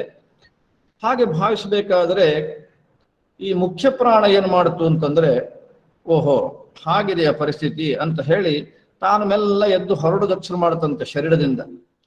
ಯಾವಾಗ ಅದು ಎದ್ದು ಹೊರಡೋದಕ್ಕೆ ಶುರು ಮಾಡುತ್ತೋ ಆಗ ಈ 5 ಇಂದ್ರಿಯಗಳು, 5 ಪ್ರಾಣಗಳು ಎಲ್ಲ ಹೋಗಿ ಕೈ ಮುಗಿದು ಕೇಳ್ಕೊಂಡು ಅಂತೆ, ಇಲ್ಲ ಇಲ್ಲ ದಯವಿಟ್ಟು ನೀನು ಹೋಗ್ಬೇಡ, ನೀನು ಹೋಗ್ಬಿಟ್ರೆ ನಮ್ಮ ಕಥೆ ಎಲ್ಲ ಮುಗಿದ ಹಾಗೆ, ಅದಕ್ಕೋಸ್ಕರ ನೀನೇ ಅಂತ ಒಪ್ಕೊಂಡ್ಬಿಟ್ಟು ಪ್ರಾಣದ ಒಂದು ಶ್ರೇಷ್ಠತ್ವವನ್ನ ಪ್ರಧಾನ ಅಂತ ತಿಳಿಸುವುದಕ್ಕೆ ಉಪನಿಷತ್ತು ಉಪಯೋಗ ಮಾಡಿದಂತ ಕಥೆ ಇದು. ಇದನ್ನ ಬೃಹದಾರಣ್ಯಕ ಉಪನಿಷತ್ತು ಕೂಡ 6ನೇ ಅಧ್ಯಾಯದಲ್ಲಿ ಇದೇ ಕಥೆಯನ್ನು ಉಲ್ಲೇಖ ಮಾಡ್ತಾ ಆ ಪ್ರಾಣದ ಶ್ರೇಷ್ಠತ್ವವನ್ನ ನಮಗೆ ತಿಳಿಸಿದ್ದಾರೆ. ಈಗ ಈ ಕಥೆ ಎಷ್ಟು ಮಾರ್ಮಿಕವಾಗಿ ನಮಗೆ ಪ್ರಾಣದ ಒಂದು ಮುಖ್ಯ ಪ್ರಾಣದ ಒಂದು ಶ್ರೇಷ್ಠತ್ವವನ್ನು ತಿಳಿಸುತ್ತೆ ಅನ್ನೋದ್ರಲ್ಲಿ ಸಂದೇಹವೇ ಇಲ್ಲ. ಎಂಥವನಿಗೂ ಅರ್ಥ ಆಗೇ ಆಗುತ್ತೆ. ಅಷ್ಟಾದ ಮೇಲೆ ಈ ಎಲ್ಲ ಇಂದ್ರಿಯಗಳು ಕೂಡ ಆ ಮುಖ್ಯ ಪ್ರಾಣವನ್ನ ಕುರಿತು ಸ್ತುತಿ, ನಿನ್ನ ಮಹತ್ವ ಹೀಗಿದೆ, ಅದಕ್ಕಾಗಿ ನಮ್ಮನ್ನೆಲ್ಲ ರಕ್ಷಿಸು ಅಂತ ಕೇಳ್ಕೊಳ್ತಾವೆ. ಅದು 4ನೇ ಮಂತ್ರದಿಂದ, 2ನೇ ಪ್ರಶ್ನೆಯ 4ನೇ ಮಂತ್ರದಿಂದ 13ನೇ ಮಂತ್ರದವರೆಗೂ ಇದೇ ಇದೆ. ಆ ಮುಖ್ಯ ಪ್ರಾಣದ ಶ್ರೇಷ್ಠತೆಯನ್ನು ಹೇಳೋದಕ್ಕೋಸ್ಕರ ಇಟ್ಟಿದ್ದಾರೆ. ನಾನೀಗ ಅದನ್ನು ಉಲ್ಲೇಖ ಮಾಡೋದಿಲ್ಲ, ನೀವು ಅದನ್ನು ಆಮೇಲೆ ತಿಳ್ಕೊಳ್ಬಹುದು. ಯಾಕಂದ್ರೆ ಅಲ್ಲಿ ಪ್ರಾಣದ ಮುಖ್ಯತ್ವವನ್ನು ತಿಳ್ಕೊಳ್ಳೋದಕ್ಕೆ ಏನ್ ಬೇಕೋ ಅಂದ್ರೆ ಆ ಸ್ತುತಿಯಲ್ಲಿ ಅದನ್ನ ಹೇಳಿದ್ದಾರೆ. ಆದ್ರೆ ಕೊನೆಗೆ ಆ ಸ್ತುತಿಯನ್ನ ಏನ್ ಹೇಳಿದಾರೋ ಅದನ್ನು ನಾನು ಈಗ ಉಲ್ಲೇಖ ಮಾಡ್ತೇನೆ. ಈಗ ಸ್ಕ್ರೀನ್ ನಲ್ಲಿ ನೋಡಬಹುದು. ಆ ಕೊನೆಯ ಮಂತ್ರ ಹೀಗಿದೆ: ಪ್ರಾಣಸ್ಯೇದಂ ವಶೇ ಸರ್ವಂ ತ್ರಿದಿವೇ ಯತ್ ಪ್ರತಿಷ್ಠಿತಂ ಮಾತೇವ ಪುತ್ರಾನ್ ರಕ್ಷಸ್ವ ಶ್ರೀಶ್ಚ ಪ್ರಜ್ಞಾಂಶ್ಚ ವಿಧೇಹಿ ನ ಇತಿ ಅಂತ ಈ ಇಂದ್ರಿಯಗಳೆಲ್ಲವೂ ಕೂಡ ಆ ಮುಖ್ಯ ಪ್ರಾಣವನ್ನ ಪ್ರಾರ್ಥನೆ ಮಾಡಿದ್ವಂತೆ. ನಮ್ಮ ಜೀವನದಲ್ಲಿ ಕೊನೆ ಪಕ್ಷ ಬೇರೆ ಪ್ರಾರ್ಥನೆಯನ್ನು ನಾವು ಮಾಡ್ತೇವೋ ಇಲ್ವೋ, ಈ ಒಂದು ಪ್ರಾರ್ಥನೆಯನ್ನು ಮಾಡಿದ್ರೆ ಎಷ್ಟರ ಮಟ್ಟಿಗೆ ನಮಗೆ ಲಾಭ ಆಗ್ಬಹುದು ಅಂತ ನೀವು ಇದರ ಅರ್ಥವನ್ನ ನೋಡಿದರೆ ತಿಳ್ಕೊಳ್ಳೋದಕ್ಕೆ ಸಾಧ್ಯ ಇದೆ ಅಂತ ನಾನು ಭಾವಿಸ್ತೇನೆ. ನಾವು ಪ್ರಾಣಾಯಾಮಾದಿಗಳನ್ನ ಮಾಡದೇ ಇರ್ಬೋದು, ಕೆಲವರು ಮಾಡುವವರು ಇರ್ಬೋದು. ಏನೇ ಆದರೂ ಕೂಡ ಆ ಮುಖ್ಯ ಪ್ರಾಣನ ಒಂದು ಮಹಿಮೆ ಹೇಗಿದೆ ಅಂದ್ರೆ, ಆ ಇಂದ್ರಿಯಗಳು ಹೇಳ್ತವೆ, ಇದು ನಿನ್ನ ಒಂದು ವಶದಲ್ಲಿ, ಇದು ಅಂದ್ರೆ ಯಾವುದು, ನಮ್ಮ ಒಂದು ಶರೀರ ಅಲ್ಲ, ತ್ರಿದಿವೇಯ ಪ್ರತಿಷ್ಠಿತಂ, 3 ಲೋಕಗಳಲ್ಲಿಯೂ ಕೂಡ ಏನೇನು ಪ್ರತಿಷ್ಠಿತವಾಗಿದೆಯೋ ಅಂದ್ರೆ ಏನೇನು ಇದೆಯೋ ಅದೆಲ್ಲವೂ ಕೂಡ ನಿನ್ನ ವಶದಲ್ಲೇ ಇದೆ. ಇದು ಮುಖ್ಯ ಪ್ರಾಣನ ಮಹತ್ವ. ಅಂಥ ನೀನು ನಮ್ಮನ್ನ ಹೇಗೆ ರಕ್ಷಣೆ ಮಾಡಬೇಕು ಅಂದ್ರೆ ಆ ಉಪನಿಷತ್ತು ಹೇಳುತ್ತೆ, ಪ್ರಶ್ನೋಪನಿಷತ್ತು, ವಿಪ್ಲಾದರು ಹೇಳ್ತಾರೆ, ಮಾತೇವ ರಕ್ಷಸ್ವ ಪುತ್ರಾನ್ ಮಾತಾ ಇವ ರಕ್ಷಸ್ವ. ಒಬ್ಬ ತಾಯಿ ತನ್ನ ಮಗುವನ್ನ ಹೇಗೆ ರಕ್ಷಣೆ ಮಾಡ್ತಾಳೋ ಹಾಗೆ ಎಲೆ ಮುಖ್ಯ ಪ್ರಾಣನೆ ನಮ್ಮೆಲ್ಲರನ್ನೂ ಕೂಡ ರಕ್ಷಿಸು. ಅಷ್ಟೇ ಅಲ್ಲ, ನಮಗೆ ಶ್ರೀಯನ್ನ ಕೊಡು, ಸಂಪತ್ತನ್ನ ಕೊಡು, ಅಷ್ಟೇ ಅಲ್ಲ ಪ್ರಜ್ಞೆಯನ್ನು ಕೂಡ ಕೊಡು ಅಂತ ಕೇಳುತ್ತೆ ಈ 2ನೇ ಪ್ರಶ್ನೆಯ ಕೊನೆಯ ಮಂತ್ರ ಇದು. ಇಲ್ಲಿವರೆಗೂ ಆ ಸ್ತುತಿ ಮಾಡ್ತಾ ಬರ್ತಾರೆ 4ನೇ ಮಂತ್ರದಿಂದ. ಆಮೇಲೆ ಕೊನೆಗೆ ಈ ಮಂತ್ರದ ಮೂಲಕ ಆ 2ನೇ ಪ್ರಶ್ನೆಗೆ ಉತ್ತರ ಮತ್ತು 2ನೇ ಪ್ರಶ್ನೆಯ ವಿಷಯ ಸಮಾಪ್ತಿ ಆಗುತ್ತೆ. ಅದಾದ್ಮೇಲೆ 3ನೇ ಪ್ರಶ್ನೆ ಆರಂಭ ಆಗುತ್ತೆ. 3ನೇ ಪ್ರಶ್ನೆಯನ್ನ ಕೇಳಿದವ ಕೌಸಲ್ಯ ಅನ್ನತಕ್ಕಂತಹ ಶಿಷ್ಯ. ಈಗ 2ನೇ ಪ್ರಶ್ನೆಗೆ ಇಲ್ಲಿ ಏನೇನು ಬಂತು ಅಂತ ನೀವು ಮನಸ್ಸಿಗೆ ತಂದುಕೊಳ್ಳಿ. ಈಗ 3ನೇ ಪ್ರಶ್ನೆ ಕೇಳಿದವ ಹೇಗೆ, ಯಾವ ಸೋಪಾನ ಕ್ರಮದಲ್ಲಿ ಉಪನಿಷತ್ತುಗಳು ಇಂಥ ಒಂದು ಅತಿ ಸೂಕ್ಷ್ಮವಾದ ವಿಚಾರವನ್ನ ನಮಗೆ ತಿಳಿಸ್ತಾ ಇದ್ದಾವೆ ಅಂತಂದ್ರೆ, ಉಪನಿಷತ್ತು ಮತ್ತು ವೇದಗಳ ಒಂದು ಮಹಿಮೆ, ಅದರ ಒಂದು ಮಹತ್ವ ಎಂಥದ್ದು ನೋಡಿ. 1ನೇ ಪ್ರಶ್ನೆ ಉತ್ಪತ್ತಿ, ಈ ಪ್ರಪಂಚದ್ದೇ ಉತ್ಪತ್ತಿ ಹೇಗಾಯಿತು ಅಂತ ಕೇಳುವಾಗ ರಯಿ ಮತ್ತೆ ಪ್ರಾಣ ಇವುಗಳನ್ನೇ ಮೊದಲು ಸೃಷ್ಟಿ ಮಾಡಿದ ಪರಮಾತ್ಮ ಪ್ರಜಾಪತಿ ಅಂತ ಹೇಳಿದರು. ಅದಾದ ಮೇಲೆ ಈ ಸೃಷ್ಟಿ ಮಾಡಿದ್ದರಲ್ಲಿ ಮಹತ್ವಪೂರ್ಣವಾದ್ದು ಯಾರು ಅಂತ ಪ್ರಶ್ನೆಯನ್ನು ಮಾಡಿ ಅದಕ್ಕೊಂದು ಕಥೆಯನ್ನ ಹೇಳಿ ಇದರಲ್ಲಿ ಮುಖ್ಯ ಪ್ರಾಣವೇ ಅತ್ಯಂತ ಮಹತ್ವಪೂರ್ಣವಾದ್ದು ಅಂತ ಉತ್ತರ ಕೊಟ್ರು. ಈಗ ಮೂರನೇ ಪ್ರಶ್ನೆ ಕೌಸಲ್ಯ ಕೇಳ್ತಾನೆ, ಭಗವನ್ ಕುತ ಏಷ ಪ್ರಾಣೋ ಜಾಯತೆ ಅಂತ ಪ್ರಶ್ನೆ. ಅದು ಸರಿ ಪಿಪ್ಪಲಾದ ಮಹರ್ಷಿಗಳೇ, ಈ ಪ್ರಾಣ ಹುಟ್ಟುವುದು ಎಲ್ಲಿಂದ? ನಮಗೆ ಆಗ್ಲೇ ಹೇಳಿದೆ, ಪ್ರಾಣವನ್ನು ರಕ್ಷಣೆ ಮಾಡಬೇಕು ಅಂತ ನಮಗೆಲ್ರಿಗೂ ಮನಸ್ಸಿನಲ್ಲಿ ಇದೆ, ಆಗುದಿಲ್ಲ ಅನ್ನೋದು ಬೇರೆ ವಿಚಾರ. ಆದ್ರೆ ಇದು ಹುಟ್ಟಿದ್ದೆಲ್ಲಿಂದ ಅಂತ ನಾವು ಯಾರು ಯೋಚನೆ ಮಾಡ್ತೇವ? ಇನ್ಯಾರಾದ್ರೂ ಬಂದ್ರೆ ನೀನು ಹುಟ್ಟಿದ್ದೆಲ್ಲಿ ಅಂತ ಕೇಳ್ತೇವೆ ನಾವು. ನಿನ್ನ ಊರಲ್ಲಿ ನೀ ಹುಟ್ಟಿದ್ದೆಲ್ಲಿ, ಹುಟ್ಟಿದ ಊರು ಯಾವುದು? ಓ, ಏನು ವಿಚಾರ ಮಾಡ್ತೇವೆ, ಸ್ವಲ್ಪ ಅಲ್ಲ. ಆದ್ರೆ ನಮ್ಮ ಈ ಒಂದು ಬದುಕಿ ಕಾರಣವಾದ ಈ ಪ್ರಾಣ ಹುಟ್ಟಿದ್ದಲ್ಲಿ ಎಂದು ನಾವು ಚಿಂತನೆ ಮಾಡೋದಿಲ್ಲ, ಯೋಚನೆಯನ್ನು ಕೂಡ ಮಾಡೋದಿಲ್ಲ. ಆದ್ರೆ ಪಿಪ್ಪಲಾದರ ಒಟ್ಟಿಗೆ ಬಂದಂತಹ ಶಿಷ್ಯ ಮಹಾನುಭಾವ ಪುಣ್ಯಾತ್ಮ ನಮ್ಮ ಪರವಾಗಿ ಕೇಳೇ ಬಿಟ್ಟ ಮಹರ್ಷಿಗಳಿಗೆ ಪ್ರಾಣ ಹುಟ್ಟುವುದು ಎಲ್ಲಿಂದ? ಎಂಥ ಗಂಭೀರವಾದ ಪ್ರಶ್ನೆ ಅಂತ ನೋಡಿ. ಇದೊಂದು ಪ್ರಶ್ನೆ. ಎರಡನೇ ಪ್ರಶ್ನೆ ಕೇಳಿದ, ಅದು ಸರಿ, ಈ ಪ್ರಾಣ ಶರೀರಕ್ಕೆ ಬಂದು ಸೇರುವುದು ಹೇಗೆ ಅಂತ ನನಗೊಂದು ಬಹಳ ಕುತೂಹಲ ಅಂದ. ಇದ್ರ ಬಗ್ಗೆ ನೀವು ಉತ್ತರ ಕೊಡಿ ಮಹರ್ಷಿಗಳೇ. ಕಥಮಾಯಾತ್ಯಸ್ಮಿನ್ ಶರೀರೇ ಅಂತ ಕೇಳಿದ. ಇದು ಮಂತ್ರದ ಭಾಗ. ನಾನೀಗ ಒಂದೊಂದೇ ಅದನ್ನು ತುಂಡು ತುಂಡು ಮಾಡಿ ಹೇಳ್ತಾ ಇದ್ದೇನೆ. ಈ ಶರೀರದಲ್ಲಿ ಪ್ರಾಣ ಹೇಗೆ ಬಂದು ಸೇರುತ್ತೆ? ಇದನ್ನೊಂದು ಅದ್ಭುತವಾದ್ದು. ಇದು ಹುಟ್ಟುದಲ್ಲಿ ಎಲ್ಲಿಂದ ಬರ್ತಾ ಇದೆ ಈ ಪ್ರಾಣ ಅಂತ ಒಂದು ಪ್ರಶ್ನೆ ಆದ್ರೆ, ಬಂದು ಸೇರೋದು ಹೇಗೆ ಈ ಶರೀರಕ್ಕಿದು, ಇದು ಇನ್ನೊಂದು ಪ್ರಶ್ನೆ. ಆಮೇಲೆ ಈ ಶರೀರವನ್ನ ಹಿಡ್ಕೊಂಡಿದ್ದೆ ಅದು ಅಂತ ಈಗ ತೀರ್ಮಾನ ಆಗಿದೆ. ಹಿಂದಿನ ಪ್ರಶ್ನೆಯಲ್ಲಿ ಎಲ್ಲಾ ಇಂದ್ರಿಯಗಳನ್ನು ಒಪ್ಕೊಂಡಿದ್ದಾವೆ, ನೀನಿದ್ದಿದ್ರಿಂದ ನಾವಿದ್ದೇವೆ ಅಂತ ಹೇಳಿದ್ದಾರೆ. ಅಂದ್ಮೇಲೆ ಇಡೀ ಶರೀರದ ಧಾರಣೆಯನ್ನು ಮಾಡತಕ್ಕಂಥದ್ದು ಮುಖ್ಯ ಪ್ರಾಣ ಅಂತ ಆಯ್ತು. ಅದಕ್ಕಾಗಿ ಈ ಮಹಾನುಭಾವ ಕೌಸಲ್ಯ ಅನ್ನುವ ಕೇಳ್ತಾನೆ ಮಹರ್ಷಿಗಳ ಹತ್ರ, ಆತ್ಮಾನಂವ ಪ್ರವಿಭಜ್ಯ ಕಥಂ ಪ್ರತಿಷ್ಠತೆ. ಗುರುಗಳೇ, ಈ ಪ್ರಾಣ ತನ್ನನ್ನೇ ತಾನು ವಿಭಾಗ ಮಾಡಿಕೊಂಡು ಈ ಶರೀರದ ಚಟುವಟಿಕೆಗಳನ್ನು ಹೇಗೆ ನಡೆಸ್ತಾ ಇದೆ, ಹೇಗೆ ವಿಭಾಗ ಮಾಡಿದೆ, ತಾವು ಸ್ವಲ್ಪ ಹೇಳ್ತೀರಾ ಅಂತ ಕೇಳಿದ್ರು. ಅದಾದ ಮೇಲೆ ನಾಲ್ಕನೇ ಪ್ರಶ್ನೆ, ಈ ಬಂದಿಯು ಶರೀರಕ್ಕೆ ಸೇರುವುದು ಹೇಗೆ ಅಂತ ಹೇಗೆ ಕುತೂಹಲವೋ ಹಾಗೆ ಶರೀರವನ್ನ ಬಿಟ್ಟು ಹೋಗುವುದು ಹೇಗೆ ಹೋಗುತ್ತೆ ಇದು ಅನ್ನೋದು ನಮಗೊಂದು ದೊಡ್ಡ ಪ್ರಶ್ನೆ ಆಗಿದೆ ಮಹರ್ಷಿಗಳೇ. ಅದಕ್ಕಾಗಿ ಇದಕ್ಕೂ ನಾವು ಉತ್ತರವನ್ನ ಕೇಳ್ತೇವೆ ಅಂತ ಈ ಪ್ರಶ್ನೆಯನ್ನು ಕೇಳಿದ ಕೌಸಲ್ಯ ಅನ್ನತಕ್ಕಂಥ ಈ ಮಹರ್ಷಿ, ಈ ಶಿಷ್ಯ. ಆಮೇಲೆ ಐದನೇ ಪ್ರಶ್ನೆಯನ್ನ ಕೇಳಿದ, ಹೊರಗಿನದ್ದನ್ನೆಲ್ಲ ಈ ಪ್ರಾಣ, ಮುಖ್ಯ ಪ್ರಾಣ ಅನ್ನೋದು ಹೇಗೆ ತಡ್ಕೊಂಡಿದೆ ಇದನ್ನ, ಇದೊಂದು. ಆರನೇ ಪ್ರಶ್ನೆ, ಮತ್ತೆ ಇದನ್ನು ಒಳಗಿಂದನ್ನೆಲ್ಲ ಹೇಗೆ ತಡ್ಕೊಂಡಿದ್ದಾನೆ ಅಂತ. ಇದು ಆರನೇ ಪ್ರಶ್ನೆ ಅಂದ್ರೆ ಕೌಸಲ್ಯನೇ ಕೇಳಿದ 6 ಪ್ರಶ್ನೆ. ಮುಖ್ಯ ಪ್ರಶ್ನೆಗಳು 6 ಬೇರೆ, ಇದು ಮೂರನೇ ಪ್ರಶ್ನೆ ಇದೆ. ಈ ಮೂರನೇ ಪ್ರಶ್ನೆಯಲ್ಲಿ ಈ 6 ಪ್ರಶ್ನೆಗಳು. ಈಗ ನಾವು ಯೋಚನೆ ಮಾಡಬಹುದು, ಈ 6 ಪ್ರಶ್ನೆಗಳಲ್ಲಿ ಇನ್ನು ನಮಗೆ ಕೇಳಲಿಕ್ಕೆ ಏನಾದ್ರು ಉಳಿದಿದೆಯಾ? ಈಗ ಪಿಪ್ಪಲಾದ್ರೂ ನಾಳೆ ನಮ್ಮ ಮುಂದಕ್ಕೆ ಬಂದ್ರು ಅಂತ ತಿಳ್ಕೊಳ್ಳೋಣ. ಬಂದಾಗ ನಿಮ್ಮ 6 ಶಿಷ್ಯರು ಏನು ಪ್ರಶ್ನೆಗಳು ಕೇಳಿದ್ರು ಮಹರ್ಷಿಗಳೇ, ಅದು ಬಿಟ್ಟು ನೋಡಿ ನಮಗೆ ಅದ್ರ ಮೇಲೆ ಕೇಳೋದಕ್ಕೆ ಇದೆ ಅಂತ ನಾವೇನಾದ್ರು ಹೇಳಲಿಕ್ಕೆ ಏನಾದ್ರು ಉಳಿದಿದೆ ಅಂತ ನಿಮಗೆ ಅನ್ಸುತ್ತಾ? ಅಂದ್ರೆ ಎಷ್ಟು ಪರಿಪೂರ್ಣವಾದ ಶಿಕ್ಷಣ ಅಂತ. ಉಪನಿಷತ್ತುಗಳು ಕೊಡುವ ಶಿಕ್ಷಣ ಎಷ್ಟು ಪರಿಪೂರ್ಣವಾದ್ದು, ಎಷ್ಟು ನಿಷ್ಕೃಷ್ಟವಾದ್ದು. ಅದೂ ಕೂಡ ಶಿಷ್ಯರ ಒಂದು ಪ್ರಶ್ನೆಗಳನ್ನ ಎತ್ತುವುದರ ಮೂಲಕ, ಗುರು ಉತ್ತರ ಕೊಡುವುದರ ಮೂಲಕ ಈ ಎಲ್ಲ ಮಹತ್ವಪೂರ್ಣವಾದ ಪ್ರಶ್ನೆಗೆ ಈ ಪ್ರಶ್ನೋಪನಿಷತ್ತು ಅಷ್ಟೇ ಅಲ್ಲ, ಉಳಿದ ಉಪನಿಷತ್ತುಗಳು ಕೂಡ ಉತ್ತರವನ್ನ ಕೊಟ್ಟಿದ್ದಾವೆ. ಆದ್ರೆ ಅವುಗಳದ್ದೇ ಆದ ಶೈಲಿಯಲ್ಲಿ ಕೊಟ್ಟಿದ್ದಾವೆ. ಪ್ರಶ್ನೋಪನಿಷತ್ತು ನೇರ ಈ ರೀತಿಯಲ್ಲೇ ನಮಗೆ ಉತ್ತರವನ್ನ ಕೊಡ್ತಾ ಇದೆ. ಇದಿಷ್ಟು ಕೌಸಲ್ಯ ಕೇಳಿದ ಪ್ರಶ್ನೆ. ಇದಕ್ಕೆ ಪಿಪ್ಪಲಾದರು ಒಂದೊಂದನ್ನೇ ಉತ್ತರ ಕೊಡ್ತಾರೆ. ಹೇಗೆ ಕೊಡ್ತಾರೆ ಅಂತಂದ್ರೆ, ಮೊದಲಿನ ಪ್ರಶ್ನೆ ಇದೆ, ಅದಕ್ಕೆ ಉತ್ತರವನ್ನು ಕೊಡ್ಬೇಕಾಗಿದೆ. ಅದಕ್ಕೆ ಪಿಪ್ಪಲಾದರು ಆತ್ಮನ ಏಷ ಪ್ರಾಣೋ ಜಾಯತೆ, ಈ ಪ್ರಾಣ ಅನ್ನೋದಿದೆಯಲ್ಲ ಎಲ್ಲಿಂದ ಬಂತು, ಹುಟ್ಟಿದ್ದೆಲ್ಲಿಂದ ಅಂತ ಕೇಳಿದ್ದಾನೆ ಪ್ರಶ್ನೆ ಕೌಸಲ್ಯ. ಅದಕ್ಕೆ ಪಿಪ್ಪಲಾದರಂದರು ಬಹಳ ಸರಳವಾಗಿ, ಆತ್ಮನಿಂದ ಈ ಪ್ರಾಣ, ಮುಖ್ಯ ಪ್ರಾಣ ಅನ್ನೋದು ಹುಟ್ಟುತ್ತೆ ಅಂತ ಹೇಳಿದರು. ಇದಕ್ಕೆ ಉಪನಿಷತ್ತುಗಳೆಲ್ಲ ಬೇಕಾದಷ್ಟು ನಮಗೆ ಮಂತ್ರಗಳಿವೆ. ಮುಂಡಕ ಉಪನಿಷತ್ನ ಮಂತ್ರವನ್ನು ನಾನು ಉಲ್ಲೇಖ ಮಾಡೋದಾದ್ರೆ, ಏತಸ್ಮಾತ್ ಜಾಯತೆ ಪ್ರಾಣ ಅಂತಲೇ ಮಂತ್ರ. ಏತಸ್ಮಾತ್ ಅಂದ್ರೆ ಈ ಪರಮಾತ್ಮನಿಂದ, ಆತ್ಮನಿಂದ ಈ ಪ್ರಾಣ ಹುಟ್ಟುವಂತಹದ್ದು ಅಂತಲೇ ಉತ್ತರ. ಅಲ್ಲಿಗೆ ಎಲ್ಲಿಂದ ಬರುತ್ತೆ ಅಂತ ಕೇಳಿದ ಪ್ರಶ್ನೆಗೆ ಪಿಪ್ಪಲಾದರು ಉತ್ತರ ಕೊಟ್ಬಿಟ್ರು, ಆತ್ಮನ ಏಷಃ ಪ್ರಾಣ ಜಾಯತೆ. ಅದಾದ ಮೇಲೆ ಯಥೈಷಾ ಪುರುಷೇ ಛಾಯಾ ಏತಸ್ಮಿನ್ನೇತದಾತತಂ ಅಂತ ಮುಂದಿನ ಪ್ರಶ್ನೆಗೆ ಉತ್ತರ.